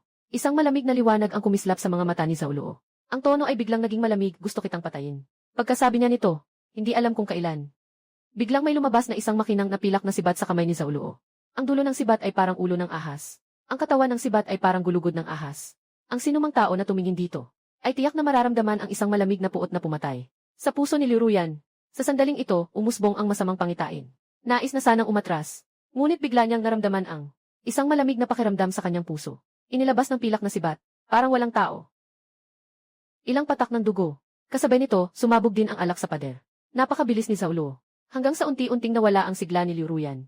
Ano ang nangyari kay Liu Kaili sa tabi? Zhao Luo. Labis na nagulat si Liu Kailong. Hindi niya maintindihan ang nangyari sa kanyang anak na babae. At bakit ganoon kalupit pa rin si I. Napakabilis niyang kinitil ang buhay ni Liu Ruyan. Baka ba nagawa ng anak kong babae na galitin siya? Wala nang oras para mag-isip pa. Nang mabanggit ni Liu Kailong ang tatlong salitang iyon, agad na hinugot ang pilak na sibat mula sa puso ni Liu Ruyan. Kasunod nito, ang dulo ng sibat ay biglang bumaliktad. At sa isang iglap, tumagos ito diretso sa puso ni Liu Kailong. Plok! Diretso silang bumagsak pabalik. Sa dingding ng pasilyo. Sa pagkakataong ito, puno na ng dugo. 2 tao ang napatay. Sa kabuuan, hindi lumampas sa 10 segundo. Grupo ng Liu. Simula ngayon, hindi na ito magiging umiiral. Matapos gawin ang lahat ng ito, hindi may paliwanag ang saya ni Zhao Luo sa kanyang puso. Sa personal, maaari na niyang sabihin na nakaganti na siya. Nawala na ang Liu Group na ng api sa kanya sa nakaraan. Sa publiko, maaari na rin niyang sabihin na nailigtas niya ang mundo. Sa buhay na ito, hindi na muling mangyayari ang trahedya tulad ng sa lungsod ng Kyuhe. Matapos makumpirma na sina Liu Ruyan at Zheng Di ay namatay na. Hindi na rin nagtagal doon si Zhao Luo. Diretso na siyang umalis sa bahay na bagong bili niya. Nagsimula na ang panahon ng mutasyon. Hindi na ganoon kahalaga ang bahay sa panahong ito. Basta't sapat ang lakas mo, pwede kang pumunta kahit saan mo gusto. Nadumihan ang bahay na ito. Pasensya na. Diretso akong papalit ng isa. Ganyan ako ka-impulsive. Matapos umalis si Zhao Luo, mga 1 oras ang lumipas. Sa pasilyo, yung dating walang buhay na Liu Ruyan. Sa sandaling ito, biglang sumiklab ang itim na liwanag sa kanyang katawan. Ang itim na liwanag ay mabilis na kumalat sa kanyang katawan. Nagsimula itong ayusin ang bawat sugat sa loob at labas. Hindi nagtagal. Ang lahat ng sugat ay ganap ng naayos. Sa sandaling ito, dahan-dahan na ring bumukas ni Liu Ruyan ang kanyang mga mata. Ang unang nakita niya ay si Liu Kailong na hindi makapikit sa tabi, at ang mga pader na may mga bakas ng dugo sa paligid. Nagsimula ring bumalik ang mga alaala sa aking isipan. Ang napakagandang mukha ni Liu Ruyan. Unti-unting nagiging baluktot, galit. Iba't ibang negatibong emosyon ay nagsimulang umusbong sa kanyang puso. Zhao Luo, ako si Liu Ruyan. Hindi kita kayang patagilid. Siya ay mariing kumagat sa kanyang mga ngipin. Ang kanyang mga labi ay may dugo dahil sa sobrang puwersa. Sumisigaw siya ng may galit. Sa mga sandaling ito, biglang bumukas ang pinto ng kapitbahay ni Zhao Luo. Isang matipunong lalaki ang lumabas na walang damit. Matipunong lalaki, sino ang nagwawala dito? Hindi na ba talaga pwedeng matulog? Pagkalabas niya, ang eksenang napakamatindi, ay agad siyang napahinto sa kinatatayuan niya. Patayin! Pumatay ng tao. Hindi pa man nakakapanigaw ang matipunong lalaki. Biglang lumamig ang mga mata ni Liu Ruyan. Biglang lumapit sa matipuno. Hinawakan ang lieg ng matipuno gamit ang kanang kamay. Kaka! Sa susunod na sandali, biglang naputol ang gulugod ng matipuno. Matapos mapatay ang isang tao. Ngunit si Liu Ruyan ay walang nararamdamang guilt. Hindi man lang tiningnan ang katawan ng matipuno kahit isang beses. Diretsahang pumunta siya sa harap ng bangkay ni Liu Kailong. Tahimik na niyayakap siya. Pagkatapos ay pumasok sa elevator. Sa sandaling nagsara ang pinto ng elevator, ang luha sa mata ni Liu Ruyan ay tahimik na pumatak na parang dugo. Zhao Luo, pinatay mo ang aking ama. Muli akong pinahihirapan, nawawala ang aking kakayahan. Sa hinaharap, syempre, ipaparanas ko sa iyo ang aking sakit. Murmur ni Liu Ruyan. Lumipas ang 2 araw.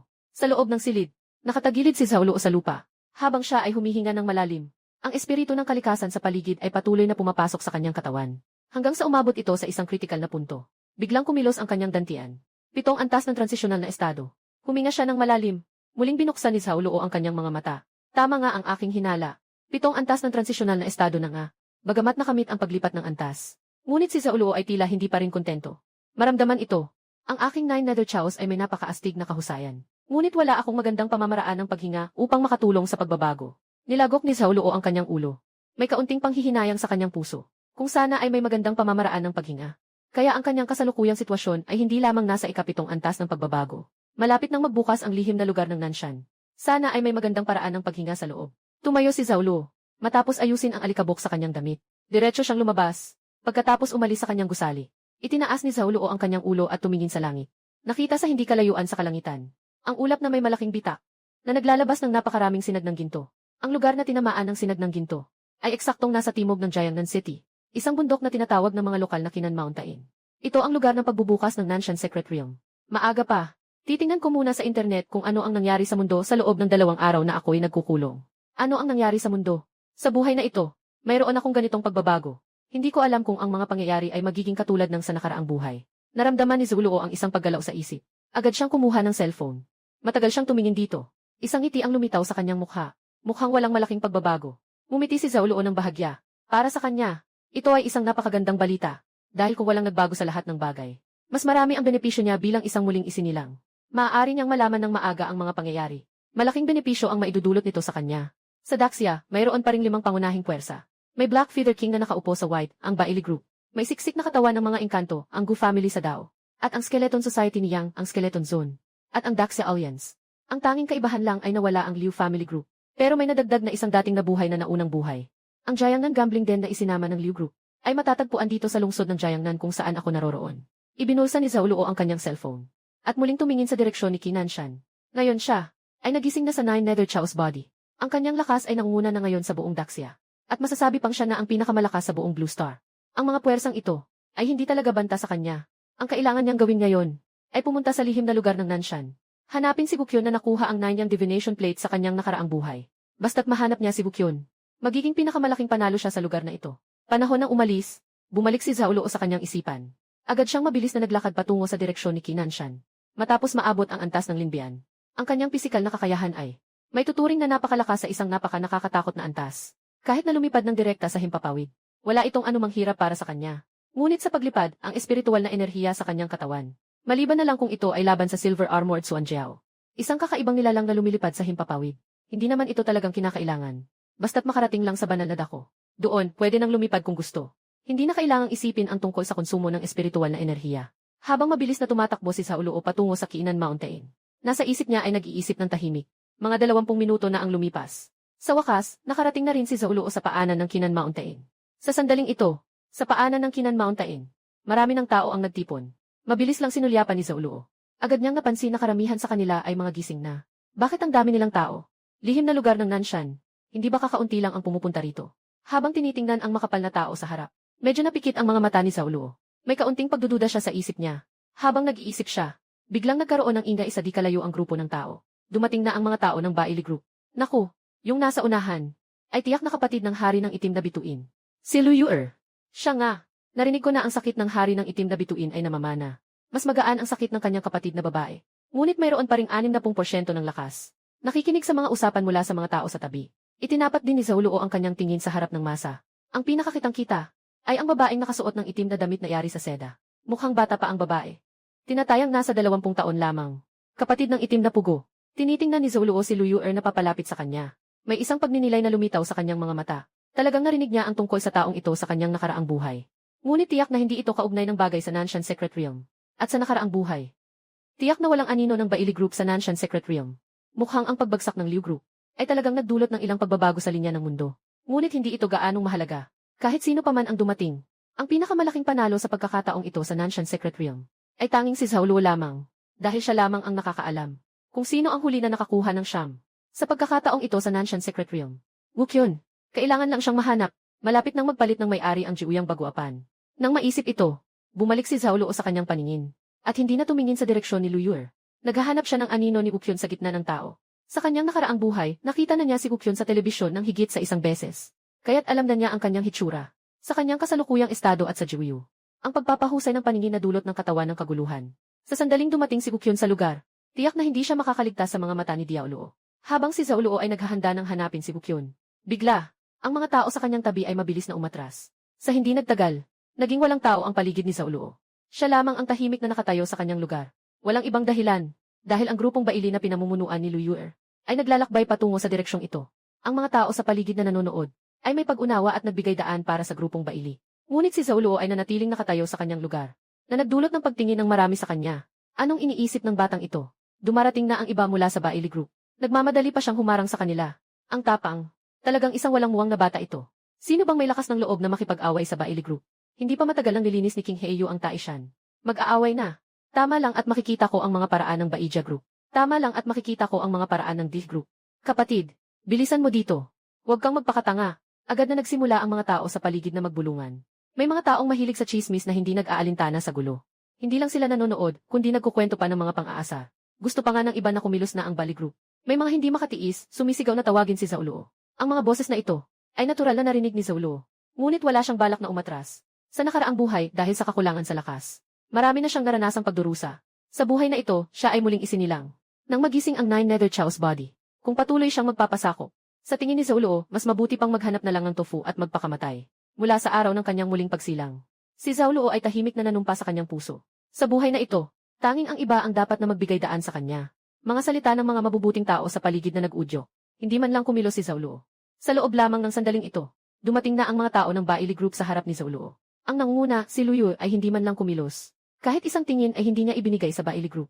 Ang kanyang malamig na mga mata ay bahagyang kumurap. Wala ka bang mga mata? Naglalakas loob kang harangan ang Bailey Group.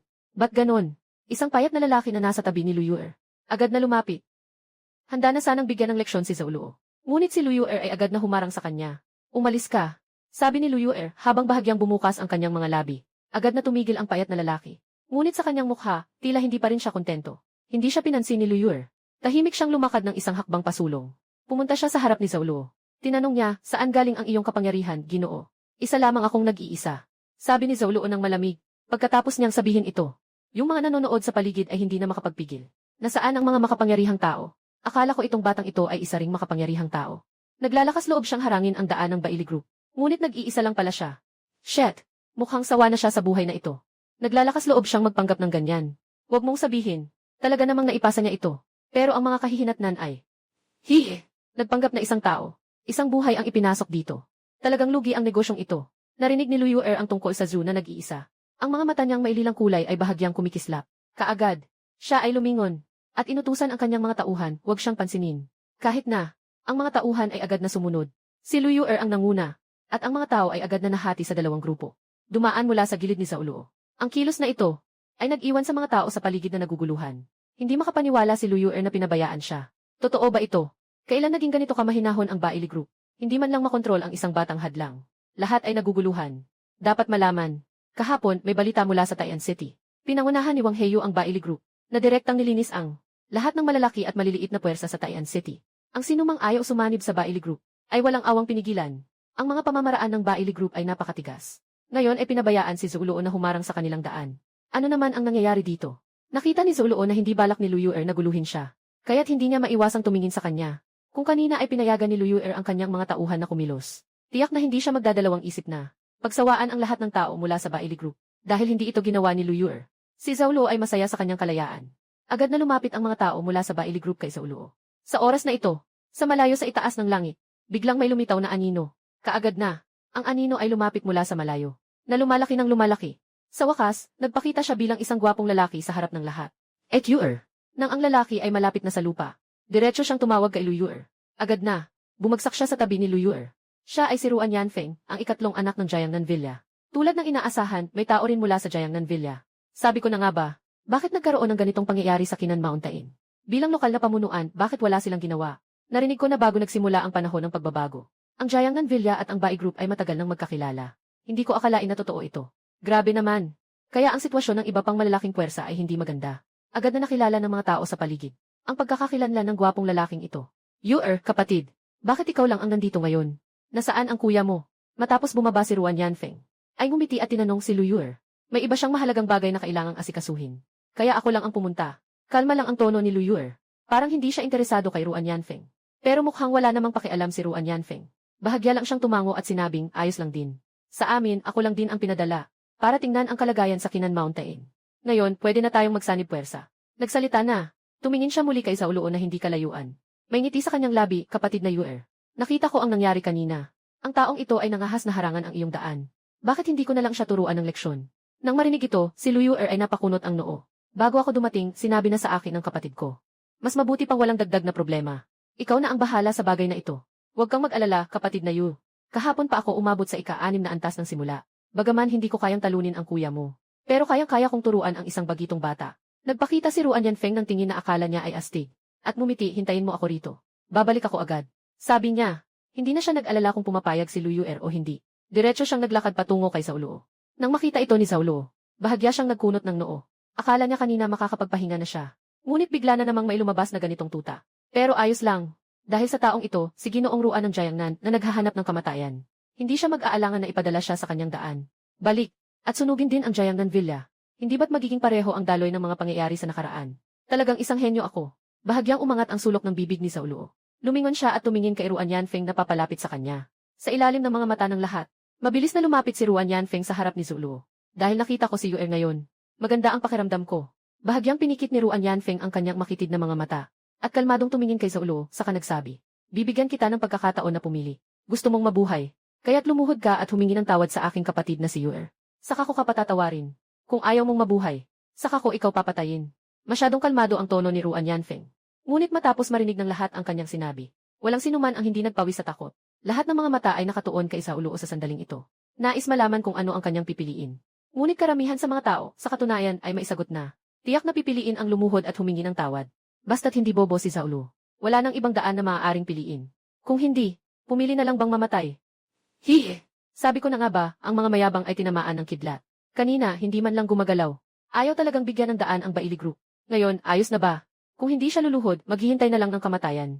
Tingnan natin kung magmamalaki pa siya sa susunod. Lahat ng tao ay may ngiti sa kanilang mga mukha, parang nanonood ng palabas. Habang pinapakinggan ni Ruan Yanfeng ang usapan ng mga tao sa paligid, hindi niya napigilang mapangiti ng bahagya.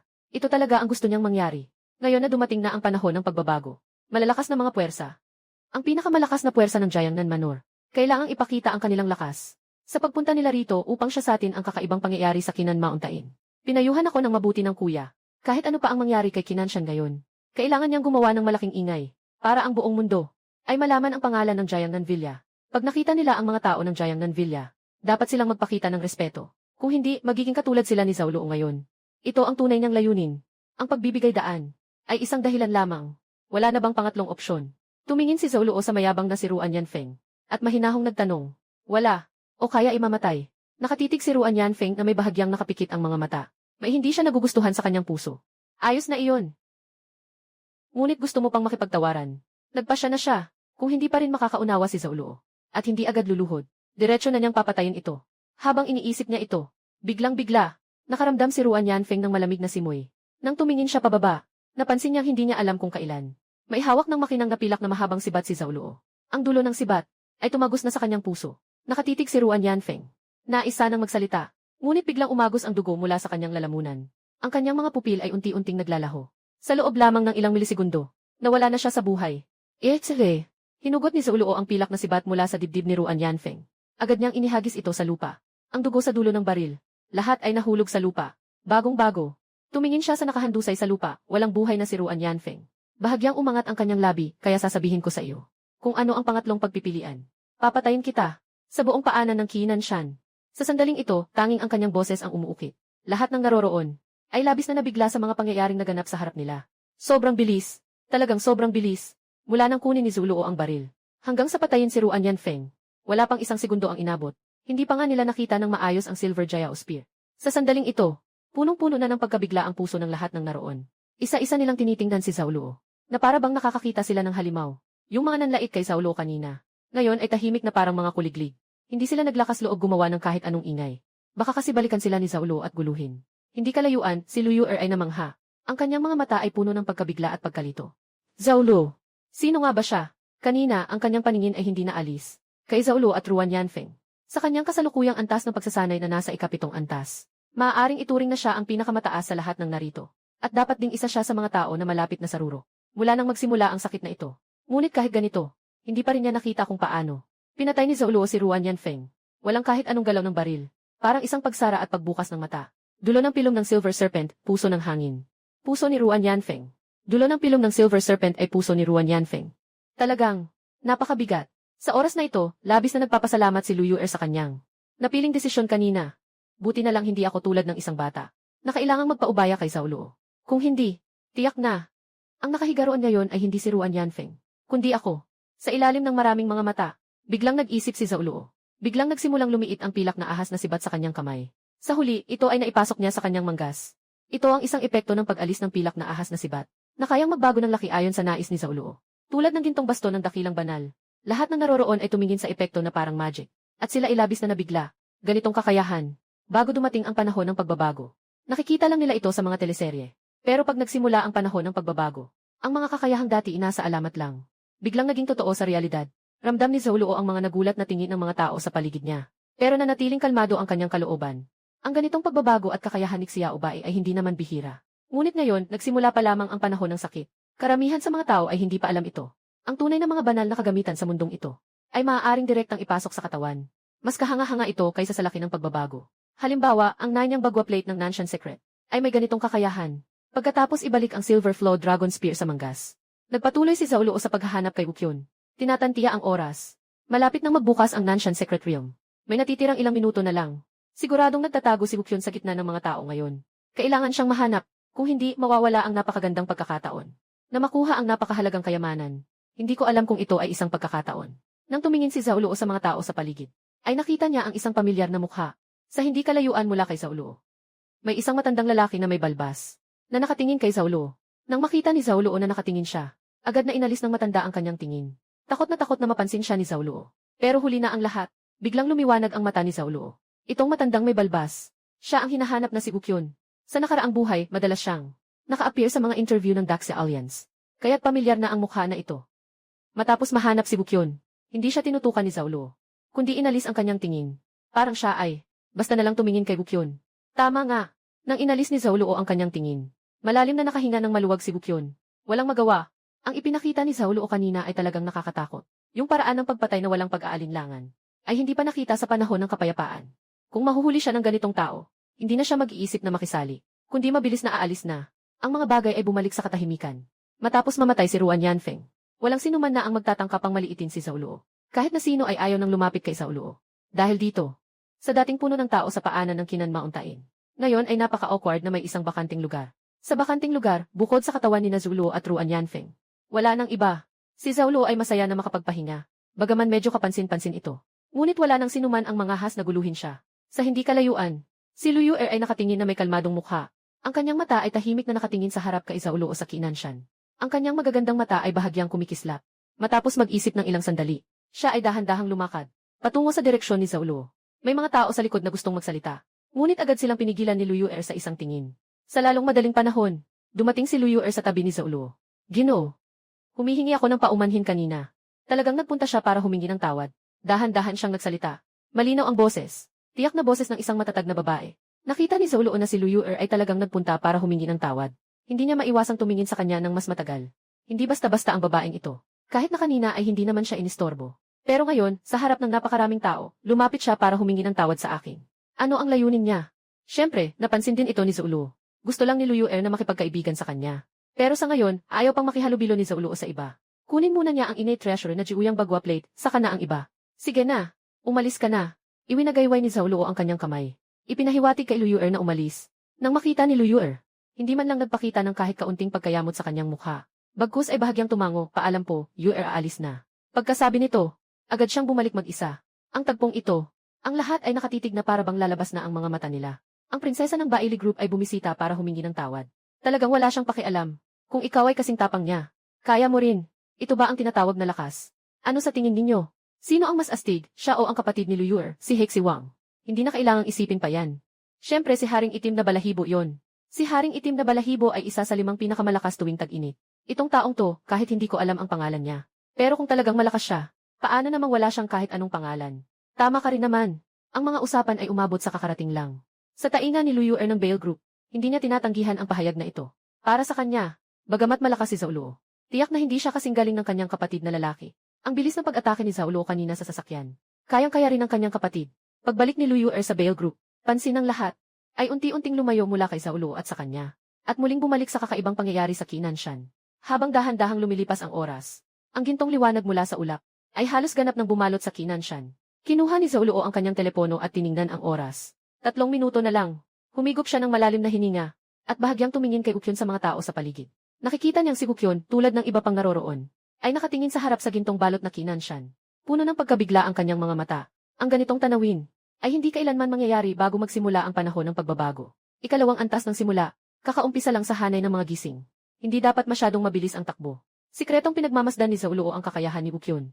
Sa nakaraang buhay, sinabi lang ni Gukyun na nakuha niya ang ninyang Bagua Plate sa lihim na lugar ng Nanshan. Hindi niya sinabi ang mga tiyak na detalye.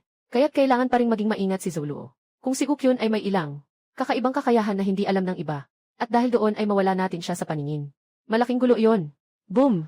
Habang papalapit si Zhao Luo sa na yon, biglang may malakas na ingay mula sa langit, at ang mga ulap ay agad na. Ang malawak na gintong liwanag ay tuluyang nawala. Agad na ang buong Kinanmauntain ay nalubog. Kasunod nito, biglang ang lupa sa ilalim ng lahat ay nagsimulang umugong at gumalaw.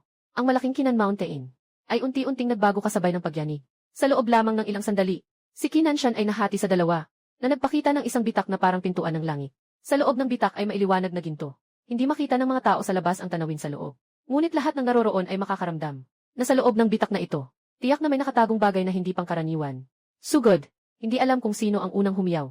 Kasunod nito, lahat ng tao sa paanan ng bundok ay parang nagmamadaling tumakbo patungo sa bitak.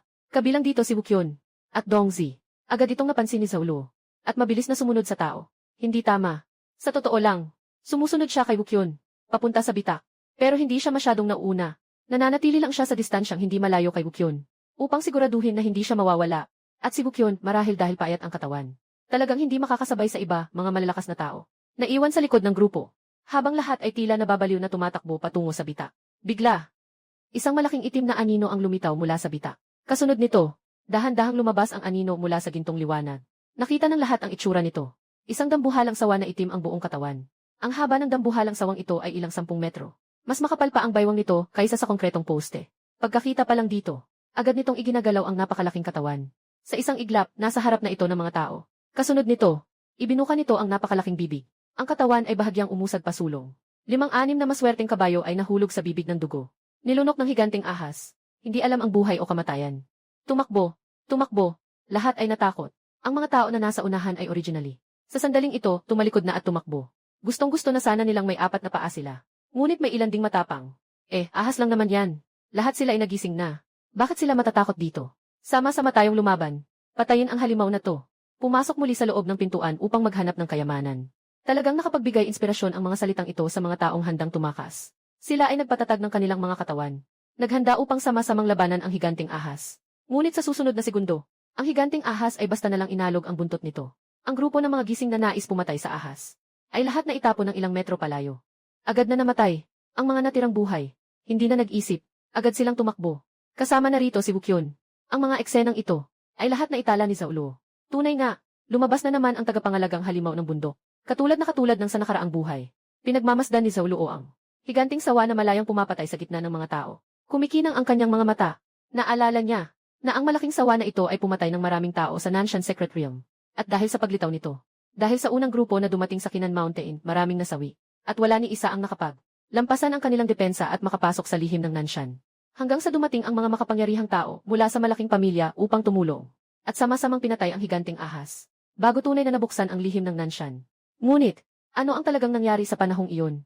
Si Wukyun, isang hindi kapansin-pansing gising na tao. Bakit siya ang nakakuha ng pinakamaraming benepisyo? Lahat ng ito, kailangan pang masaksihan ni Zaulo ng personal. Nang maisip ito, si Zaulo ay tahimik na umatras ng ilang hakbang. At nakatingin kay Wukyun. Hanggang sa may mangyari kay Wukyun, agad siyang susunod. Ang tao ay umatras na parang alon. Mabilis na ang lahat ay nasa paanan ni Kinanshan. Ngunit ang higanting ahas ay patuloy na humahabol mula sa likuran. Bawat minuto, 10 tao ang namamatay sa kamay ng higanting ahas. Ang bilang ng mga tao na dati ay madilim, ay mabilis na bumababa. Hindi alam kung ito ay isang biyaya sa gitna ng kapahamakan. Si Wukyun na naipit sa likuran ng tao mula sa simula. Sa pagkakataong ito ay may kalamangan sa pagtakas. Pagkatapos niyang bumalik sa paanan ng bundok, mabilis siyang nakahanap ng isang malaking puno bilang kanlungan. Nagtago siya sa likod ng puno. Pagkatapos pumasok sa kanlungan, paminsan-minsan ay sumisilip siya sa paligid. Ngunit hindi niya alam na, hindi kalayuan sa kanya, may isang pares ng mata na tahimik na nagmamasid sa bawat galaw niya. Sa kabilang panig, pagpasok ng higanting ahas sa tao, kaagad nitong ipinakita ang kanyang mabangis na mukha. Isang simpleng pag-ikot ng buntot, diretsong makakapatay ng maraming malas na tao. Kapag bumuka ulit, ilang tao na naman ang nilamon nito ng buhay. Yung mga taong walang takot na tumakbo patungo sa pinto ng langit. Sa ngayon ay labis na nagsisisi. Sa likod ng masa, wala nang ibang pinili kundi sumunod. Ang grupo ng baili na sabay-sabay na sumugod sa masa. Ngayon ay nasa napakaligtas na kalagayan. Si Liu Er ay tumingin sa harap ng mga eksena ng labis na pagpatay. Walang kahit kaunting awa sa kanyang mga mata. Sa halip, ang kanyang mga mata ay bahagyang nakapikit. Tila nag-iisip ng isang bagay. Matapos ang ilang sandali, siya ay lumingon patungo sa mga tao ng Baili Group. Bulong, maghintay kayo sa akin dito. Pupunta ako para makilala ang maliit na insekto na ito. Miss, napakadelikado nito. Huwag kang pupunta. Miss. Kung may mangyari sa iyo, paano natin ipapaliwanag kay Ginoong Heyu? Pagkabukas niya ng bibig, agad narinig ang mga tutol na boses. Pero hindi pinansin ni Liu Er, wala akong pakialam. Ang kakayahan ko ay katulad ng sa kuya ko. Kung gusto kong tumakas, hindi ako mahuli ng insektong ito. Pero, ayokong ulitin ang sinabi ko ng 2 beses. Dinala ko kayo dito, hindi para tutulan ninyo ang mga utos ko. May ilan pang gustong mangumbinsi, pero agad silang pinatigil ni Lu. Ngayon, yung mga kanina pang sabik na mangumbinsi, agad na natahimik, hindi rin natulala si Liu Er. Nakita niyang kumilos ang kanyang isipan. Sa likod ay biglang lumitaw ang mga pakpak ng itim na balahibo. Sa likod ay biglang lumitaw ang isang pares ng mga pakpak na puno ng itim na balahibo. Sa susunod na sandali, bahagyang umalon ang mga pakpak. Diretso siyang lumipad patungo sa kinaroroonan ng higanting ahas. Malaki ang ingay na dulot ng ginawa ni Liu Er. Napansin din ito ni Zaulo na hindi kalayuan. Ito ba ang kaparehong kakayahan ng itim na hari ng balahibo? Maingat na pinagmasdan ni Zuluo ang pares ng itim na pakpak, bilang isang katawan ng Chaos ng siyam na kadiliman. Ang mga mata ni Zuluo ay nabiyayaan na, ng kakayahang mata ng batas at salita ng kapangyarihan. Isang sulyap lang, ay agad niyang nakita ang mga katangian ng kapangyarihan. Dalisay na bilis, hindi nakapagtataka na sa nakaraang buhay, ang pinakamabilis na tao, ay tiyak na si Blackfeather King ng Bailey Group. Kahit ang kapatid na babae ng Blackfeather King, na nagising sa mga depektibong itim na pakpak, ay nagagawa ring maging napakabilis. Kung ang kanyang kondisyon ay mas malala at nagising ang buong itim na pakpak, hindi ko maisip kung ano ang mangyayari. Si Lu Yuer ay yumuko at tumakbo ng pahalang sa itaas ng higanting ahas sa bundok. Nakita niyang pinapagalaw ang kanyang itim na mga pakpak, at bahagyang inihip ito sa higanting ahas. Sush, sush, sush. Daan-daang itim na mga balahibo ang biglang humagupit. Diretso itong tumama sa higanting ahas.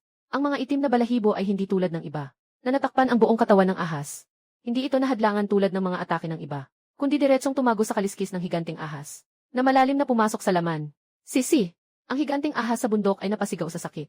Agad namang sumiklab ang puot sa malamig na mga mata ng ahas. Isang mabilis na pag-ikot, agad na hinampas si Lu Yuer. Isang mabilis na pag-ikot, hinampas si Lu Yuer. Ngunit mas mabilis si Lu Yuer kaysa dito. Sa sandaling malapit ng tamaan siya ng buntot ng ahas. Isang mabilis na galaw ang ginawa niya at nakaiwas. Sush, sush, sush. Matapos makaiwas sa ataking ito, muling ginamit ni Lu Yuer ang parehong galaw. Mga dosenang itim na balahibo ang muling pumasok sa katawan ng higanting ahas. Tila!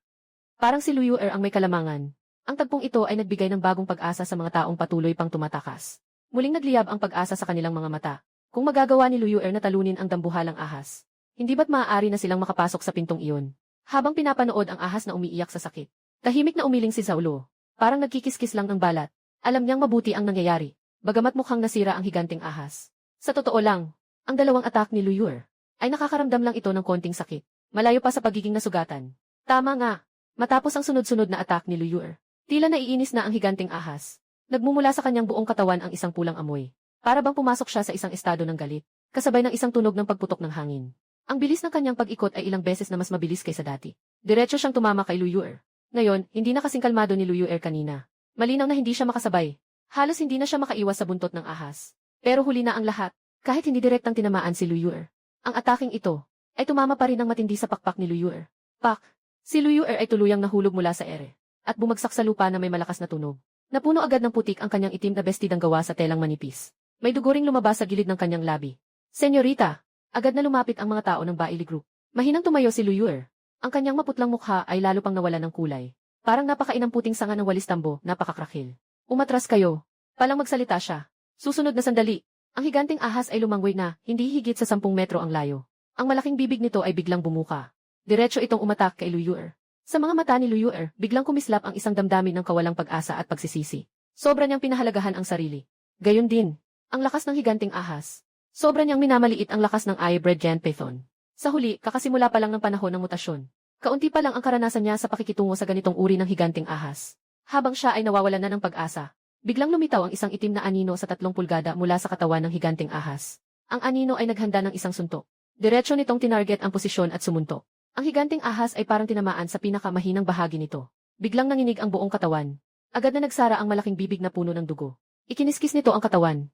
At sa isang iglap, umatras ito ng higit sa 100 metro. Agad na tumitig ang malamig na mga mata ng ahas.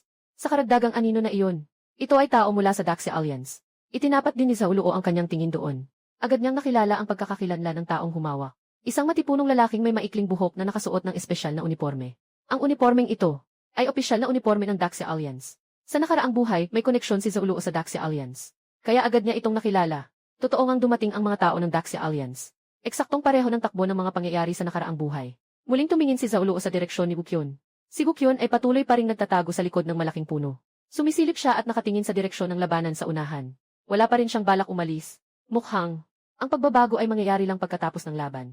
Akala ni Zaulo ay si Gukyon ang nakapindot ng isang espesyal na switch. Dahil dito, pumasok siya sa Nanshan Secret Realm ng maaga. Kaya sa kanyang karaniwang kakayahan, nakuha niya ang nanyang 3-gram disk na ito. Ngayon kung titingnan, mukhang sadyang swerte lang ang taong ito. Matapos pumasok sa Nanshan Secret Realm kasama ang iba, hindi niya alam kung ano ang ginawa niya. Nang hindi sinasadya ay tinanong ang lugar ng pag-iimbaka ng disk. Kunin mo na ito. Kung ganon, hindi na tayo mag-aaksaya ng oras.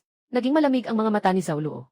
Ang dahilan kung bakit hindi siya kumilos upang lutasin ang higanting ahas, ay dahil gusto niyang obserbahan si Gukyon. Ngayon, lumabas na ang resulta. Hindi na niya kailangan pang mag-obserba. Agad na lutasin ang higanting ahas na ito. Ang pagpapasok kay Gukyon sa lihim na lugar ng Nanshan ang pinakamahalaga. Susunod, dumating na siya sa laban. Patuloy pa rin ang laban sa arena. Matapos umalis si Luyur, nakipaglaban ang higanting ahas sa malaking han ng may palitan. Ngunit habang lumilipas ang oras, kahit sino ay makakakita niyan, ang matipunong lalaki ay nahuli pa rin. Ang lakas ng dambuhalang ahas na nagbabantay sa bundok ay talaga namang lumampas sa inaasahan ng lahat ng naroon. Hindi lang ito malakas. Nakakatakot pa ang lakas nito. Ito'y tiyak na isang halimaw na nasa hangganan ng pagbabago. Nakakainis. Ang lakas naman ng sawa na to. Matapos siyang hagupitin ng buntot ng dambuhalang sawa, napaatras siya ng mahigit 10 hakbang. Sa isip ng matipunong lalaki, nagsimula na siyang magmura. Ang pangalan niya ay Chu Hanyun.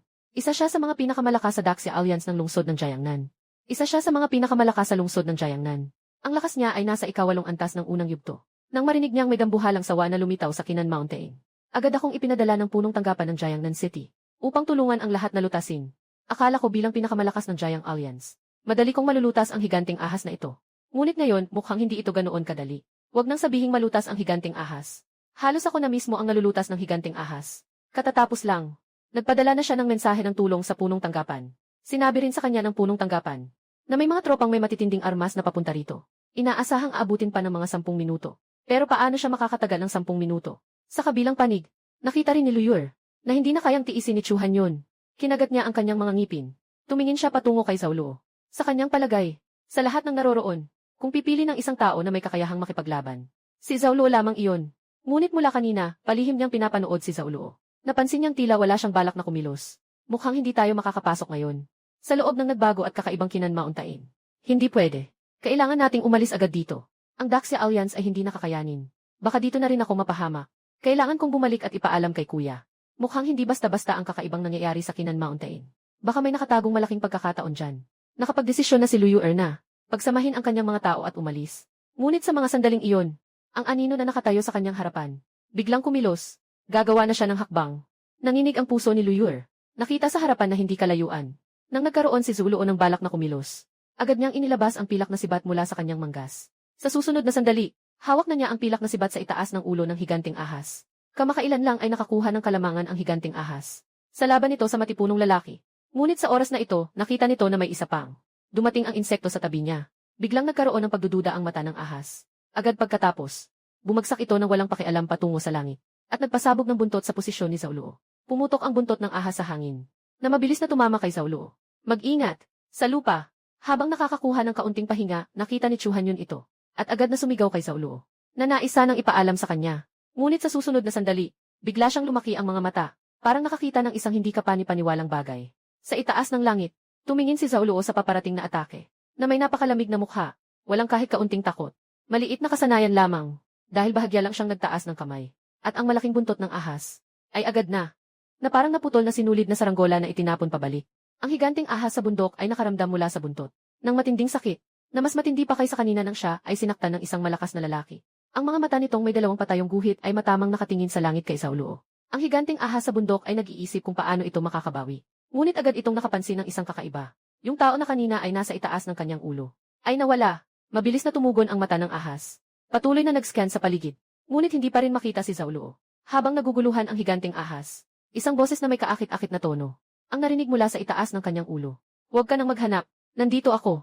Ang higanting ahas ay naglabas ng dila. Agad itong bumuka ng bibig upang sabuyan si Zhao ng lason. Ang lason na ito ay isa sa mga trick nito, na kayang matunaw ang isang malakas na tao sa antas ng pagbabago. Ngunit hindi pa ito nakapagpamalas. Si Zhao na nakatayo sa itaas ng ulo ng higanting ahas, ay agad na itinusok ang baril pababa. Ang pilak na sibat ay parang pumasok sa isang walang tao na lugar. Sa isang iglap, tinusok ang ulo ng higanting ahas. Boom, boom! Ang katawan ng higanting ahas ay patuloy na umiikot. Sa bawat hininga, nagdulot ito ng kaguluhan sa paligid. Ngunit ang pilak na sibat sa kamay ni Zhao ay tila nakaipit na sa kanyang ulo. Hindi pa rin kumikilos. Hanggang sa ang dugo ay dumaloy mula sa dulo ng pilak na sibat ng higanting ahas, ay unti-unting nawawala ng buhay. Ang mga patayong mata nito ay unti-unting naglalaho. Pagkalipas ng ilang sandali, ang higanting ahas sa bundok ay nawalan na ng hininga. Ang mga halimaw sa simula ng panahon ng sakit ay talagang mahina pa. Hindi mo ako kayang tapatan. Tingnan mo ang malamig na bangkay ng sawa sa ilalim ng iyong mga paa. Bahagyang pinisil ni Zhao ang kanyang kanang kamay. Agad niyang hinugot ang pilak na sibat mula sa ulo ng dambuhalang sawa. Dapat sabihin, ako lang talaga ang napakalakas. Bahagyang kumiti siya sa gilid ng kanyang labi. Sa buhay na ito, naranasan niya rin kung paano maging isang tunay na malakas. Hindi na ako katulad ng dati, na walang kakayahang lumaban.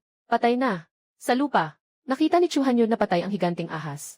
At halos lumabas na ang kanyang mga mata sa gulat. Ang halimaw na halos pumatay sa kanya kanina, ay naalis na ng dalawa sa isang iglap. Walang kahit kaunting puwang para sa pagtutol.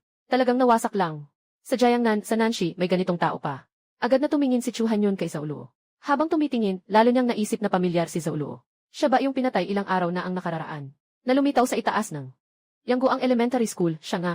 Nang makilala ang pagkatao ni Zaulo, agad na naunawaan ni Chu Hanyun na noong panahong iyon ay kasalukuyang nagsisimula ang panahon ng pagbabago. Ang lahat ay nasa simula ng kanilang lakas, nasa paunang yugto. Sa harap ng isang pilak na armored na Xuanjiao na nasa estado ng pagbabago. Kailangan lamang gumamit ng mga makapangyarihang armas upang malutas ito. Ngunit nang malapit na ang kanilang malaking tulong, biglang lumitaw si Zaulo. Diretsong pinagsama lahat ng tao. Kabilang na sila, talagang na-shock. Isang tao lang. Diretsong nilabanan si Jack Xuanjiao ng mag-isa. Yung eksena, sobrang nakakatakot talaga. Pagkatapos ng nangyari, kahit na pinili ni Zaulo na umalis agad. Pero ang anino ni Zaulo ng Daxia Alliance, hindi ko inakalang makikita ko siya ngayon. Nang makita ni Liu si Zaulo na, isang putok lang ang ginamit para talunin ang higanting ahas na nagbabantay sa bundok. Napuno rin ng pagkabigla ang kanyang puso. Ang tagpong ito, parang pamilyar ang pakiramdam. Parang katulad noong isang atake ni Zaulo kay Ruan. Pareho lang ito sa panahon ng apoy. Para bang pinatay mo ang isang aso sa tabi ng kalsada. Isang baril lang. Diretso niyang pinatay ang nakakatakot na higanting ahas na ito. Sobra akong nagkamali sa kanya. Sa isip ni Liu binigyan na niya ng bagong kahulugan ang lakas ni Zaulo. Nararamdaman niya, maaaring kasing lakas ni Zaulo ang kanyang sariling kapatid na lalaki. Matapos patayin ni Zaulo ang higanting ahas. Ang iba pang tao sa lugar ay nanatiling nakatayo. Ganap na nabigla ang lahat sa lakas ni Zaulo. Kaya't hanggang ngayon walang nakapansin na maaari na silang pumasok sa lihim na lugar ng Nanshan. Tumingin si Zaulo sa grupong nakatayo sa lugar. Bahagyang nagkunot ang kanyang noo. Hindi ito pwedeng mangyari. Tingnan mo ang sitwasyon ngayon. Kung hindi siya papasok sa Nanshan Secret Realm, mukhang hindi rin papasok ang iba. Pero kailangan pa rin niyang sumama kay Bukyun. Ano ang dapat gawin? Si Zaulo ay nahulog sa isang dilema. Ngunit hindi nagtagal. Naisip niya ang isang solusyon.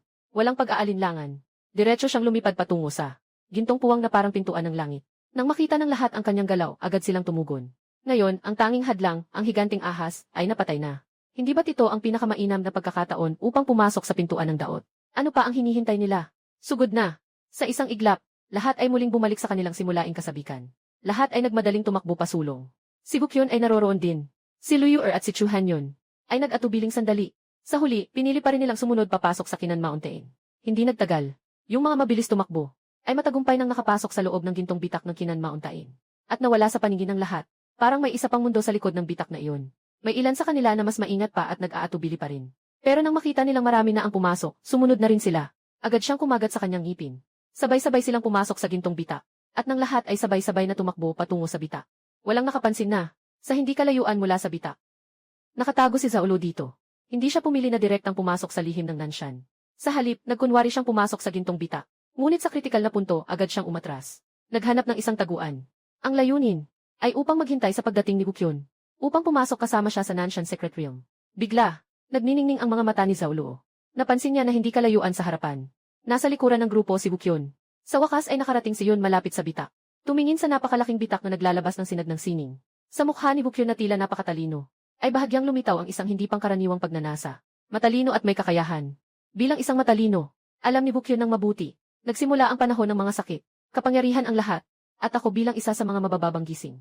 Kailanman may lumabas na ganitong posibilidad na nagdadala ng malaking pagkakataon. Dapat talagang pumasok at makilaho. Kung hindi, buhay ko'y magiging parang isda, na basta nalang pinapatay. Walang pag-aalinlangan si Bukyun. Sumunod siya sa likuran ng lahat. Diretso siyang pumasok sa lihim na lugar. At sa susunod na sandali ng kanyang pagpasok, nagsimula na rin si Zaulo. Halos sabay na pumasok si Bukyun. Sa lihim na lugar ng Nanshan, isang puting liwanag ang sumiklab sa harap. Sinumang pumasok sa bitak na ito. Sa sandaling ito ay nasa loob na ng lihim na lugar ng Nanshan. Ganoon din si Zaulo. Pagkatapos muling bumalik ang kanyang paningin, lumingalinga si Zaulo sa paligid. Napansin niyang, tulad ng iba pang pumasok, siya rin ay nasa gitna ng isang makapal na kagubatan. Hindi kalayuan sa unahan. May isang malaking bakanting lupa. Sa bakanting lupa ay may isang matandang tower na may kakaibang anyo.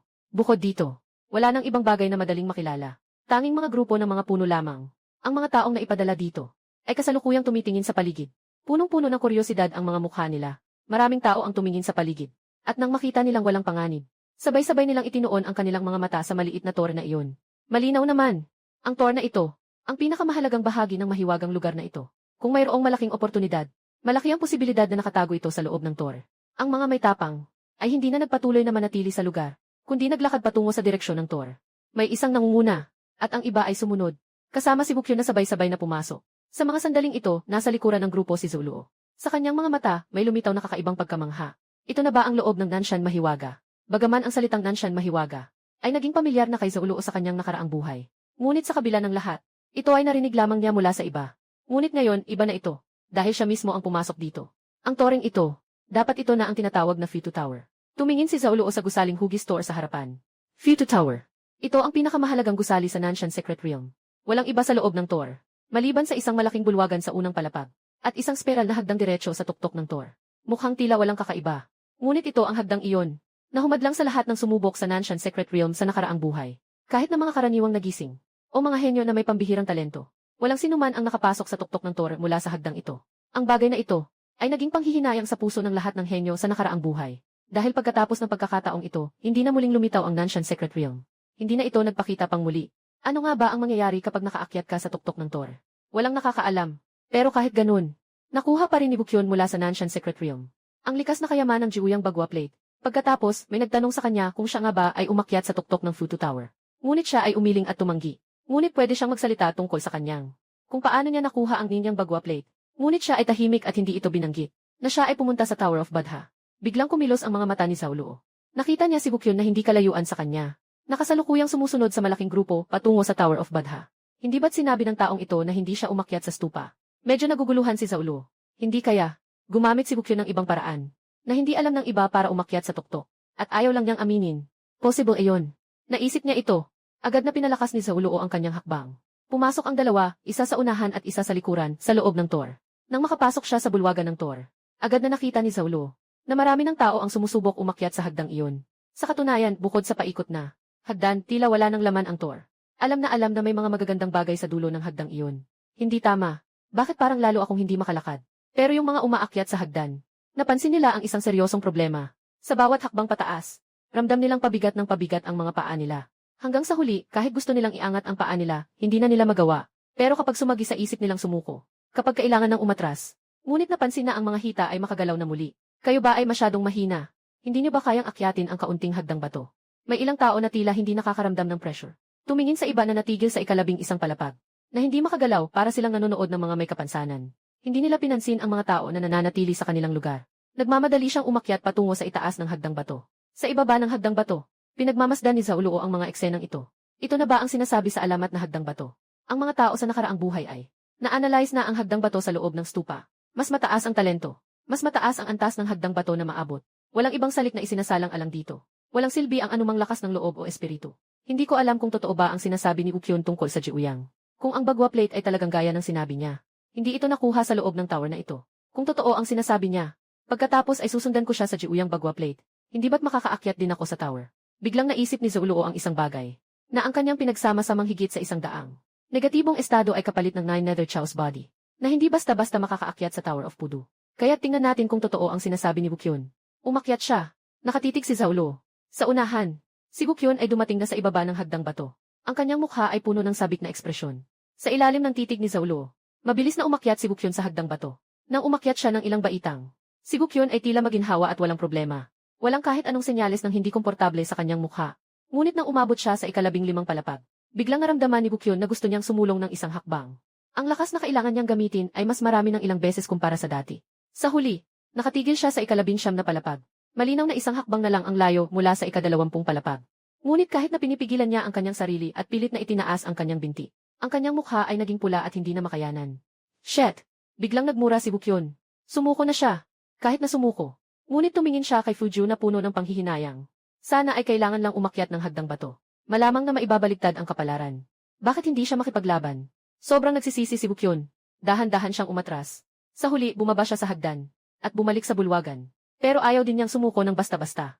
Sa halip, lumingon siya at naglakad papunta sa pintuan ng Tor ng Futu. Kung gusto niyang pumunta sa labas, wala siyang masyadong pagkakataon. Oh, hindi niya inakala na ang sinabi ni Hu sa kanyang nakaraang buhay ay totoo. Napakaliwanag ng mga mata ni Zoluo. Kung ganoon, sa paglalakbay niya sa Nanshan Secret Realm ngayon, malaki ang posibilidad na makakuha siya ng dalawang napakalaking oportunidad. Hindi ko talaga inakala na ang Jiuyang Bagua Plate ay hindi pala ang pinakamalaking oportunidad sa Nanshan Secret Realm. Ano nga ba talaga ang nasa tuktok ng Futu Tower? Nagpa siya si Zoluo na pagkatapos makuha ang Jiuyang Baguapan. Tutuloy siyang umakyat sa tuktok ng Tor para tumingin. Ngunit sa ngayon, ang pinakamahalaga ay ang mabilis na makasunod kay Bukyon. Pagkatapos umalis sa Futu Tower, Si Bukyun ay naghanap ng isang direksyon batay sa kanyang pakiramdam. At diretsong sumisid sa makakapal na gubat. Ano bang lugar ito? Paano kaya may ganitong kalawak na mundo sa loob ng Kinan Mountain? Shit! Ang saya! Talagang nag-aksaya ako ng kalahating buhay. Dapat noon pa ako pumunta sa Kinan Mountain. Habang naglalakad si Bukyun sa gubat, patuloy siyang nagmamasid sa paligid. Hanggang sa siya ay pumasok ng 300 metro sa loob. Biglang-bigla, may narinig na dagundong ng mabangis na hayop mula sa likuran. Napatalon si Bukyun sa takot. Paglingon niya, napansin niyang hindi kalayuan sa likod niya. Hindi niya alam kung kailan, pero may lumitaw na kakaibang hayop. Malaki at matipuno ang hayop na ito. At kamukhang-kamukha ng isang tigre. Pero sa gitna ng kanyang noo ay may isang mahaba at malaking sungay. Takbo. Hindi na nag-isip si Bukyun. Agad siyang tumakbo palayo sa kahit anong direksyon, hindi na namili. Sa likod, syempre, walang tigil ang habol ng halimaw. Kahit mahina si Bukyun, isa pa rin siyang gising na nilalang. Ngayon, todo bigay siyang tumatakas para sa kanyang buhay. Sumiklab ng bilis na hindi akma sa kanyang edad. Ngunit hindi rin mabagal ang bilis ng halimaw. Tahimik na humahabol kay Bukyun. Mabilis. Biglang napansin ni Bukyun na may isang yungib hindi kalayuan sa harap. Napakaliit ng pasukan ng yungib. Mabilis na tinasa ni Bukyun. Nalaman na kahit siya ay kailangang tumagilid para makapasok. Kung makakapasok siya sa loob, tiyak na hindi na mahahabol ng halimaw sa likod. Nakaligtas sa kamatayan. Masigla si Bukyun. Nang makarating sa pasukan ng yungib, agad siyang tumagilid at pumasok. Tulad ng inaasahan. Pagkatapos niyang pumasok, ang kakaibang nilalang na parang tigre ay talagang hindi makapasok. Matapos magtagal ang kakaibang nilalang sa pasukan, ito ay umalis na may pagkadismaya. Sa loob ng yungib, nalaman ni Bukyun na pagkatapos umalis ng kakaibang nilalang, hindi siya pumili na umalis sa pasukan, kundi lumingon siya. Tumingin sa loob ng madilim na yungib. Maglakad-lakad sa loob. Baka makakita pa. Sabi ni Bukyun sa kanyang isip. Pumasok siya sa loob ng yungib. Madilim sa loob ng yungib. Maliban sa ilang sinag ng araw na pumapasok sa bunganga, wala nang ibang pinagmumula ng liwanag. Pero hindi ito naging hadlang para kay Bukyun na isang modernong tao. Agad niyang inilabas ang kanyang cellphone. Binuksan niya ang flashlight. Agad na naliwanagan ang loob ng kuweba. Kita na rin ni Bukyun ang estruktura sa loob ng kuweba. Hindi malaki ang kuweba. Tinatayang ilang dosenang metro kwadrado lang ito. Isa lang ang pasukan at labasan ng kuweba. Ito ang si Bukyun na pumasok sa bitak na iyon. Pagkatapos nitong paliwanagin ang buong kuweba, ang mga mata ni Bukyun agad na nahumaling sa isang bagay. Sa tabi ng pinakalalim na pader ng kuweba, may nakatayo na kalahating metrong taas na batong plataporma. Sa ibabaw ng plataporma, nakalagay ang isang bagwa plate. Ano iyon? Naisa nang kunin ni Bukyun ang pirasong baguapan. Sa oras na ito, biglang may narinig siyang boses sa likuran. Nandito pala ang bagay na ito. Biglang nanginig si Bukyun sa takot. Agad siyang lumingon. Nakita niyang may pumasok na isang tao sa kanyang likuran. At saka, ang taong ito ay labis na pamilyar. Siya ang nakapatay ng higanting ahas sa Kinan Mountain. Sa sandaling makita si Zaulo, naging matigas ang mukha ni Bukyun. Agad siyang hindi nag-atubiling. Tumakbo patungo sa lugar ng bagwa. Kahit na hindi niya alam kung bakit sinusundan siya ni Zaulo. Pero ang sinabi ni Zaulo kanina, ay nagpaalam din sa kanya ng isang bagay.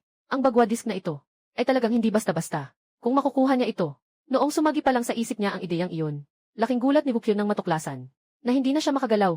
Nang lumingon siya, napansin niyang hinahatak ni Zaulo ang likod ng kanyang damit. Ang malakas na puwersa mula sa damit ay hindi siya makagalaw. Matalino din, talagang karapat-dapat sa titulong Gwaja Tianzun. Ngunit, ang may-ari ng bagwapa na ito, ay hindi na ikaw. Lumisan ka ng payapa. Sa harap ng takot at pagkalito na makikita sa mukha ni Bukyun, itinusok na ni Zaulo ang pilak na sibat sa kanyang dibdib.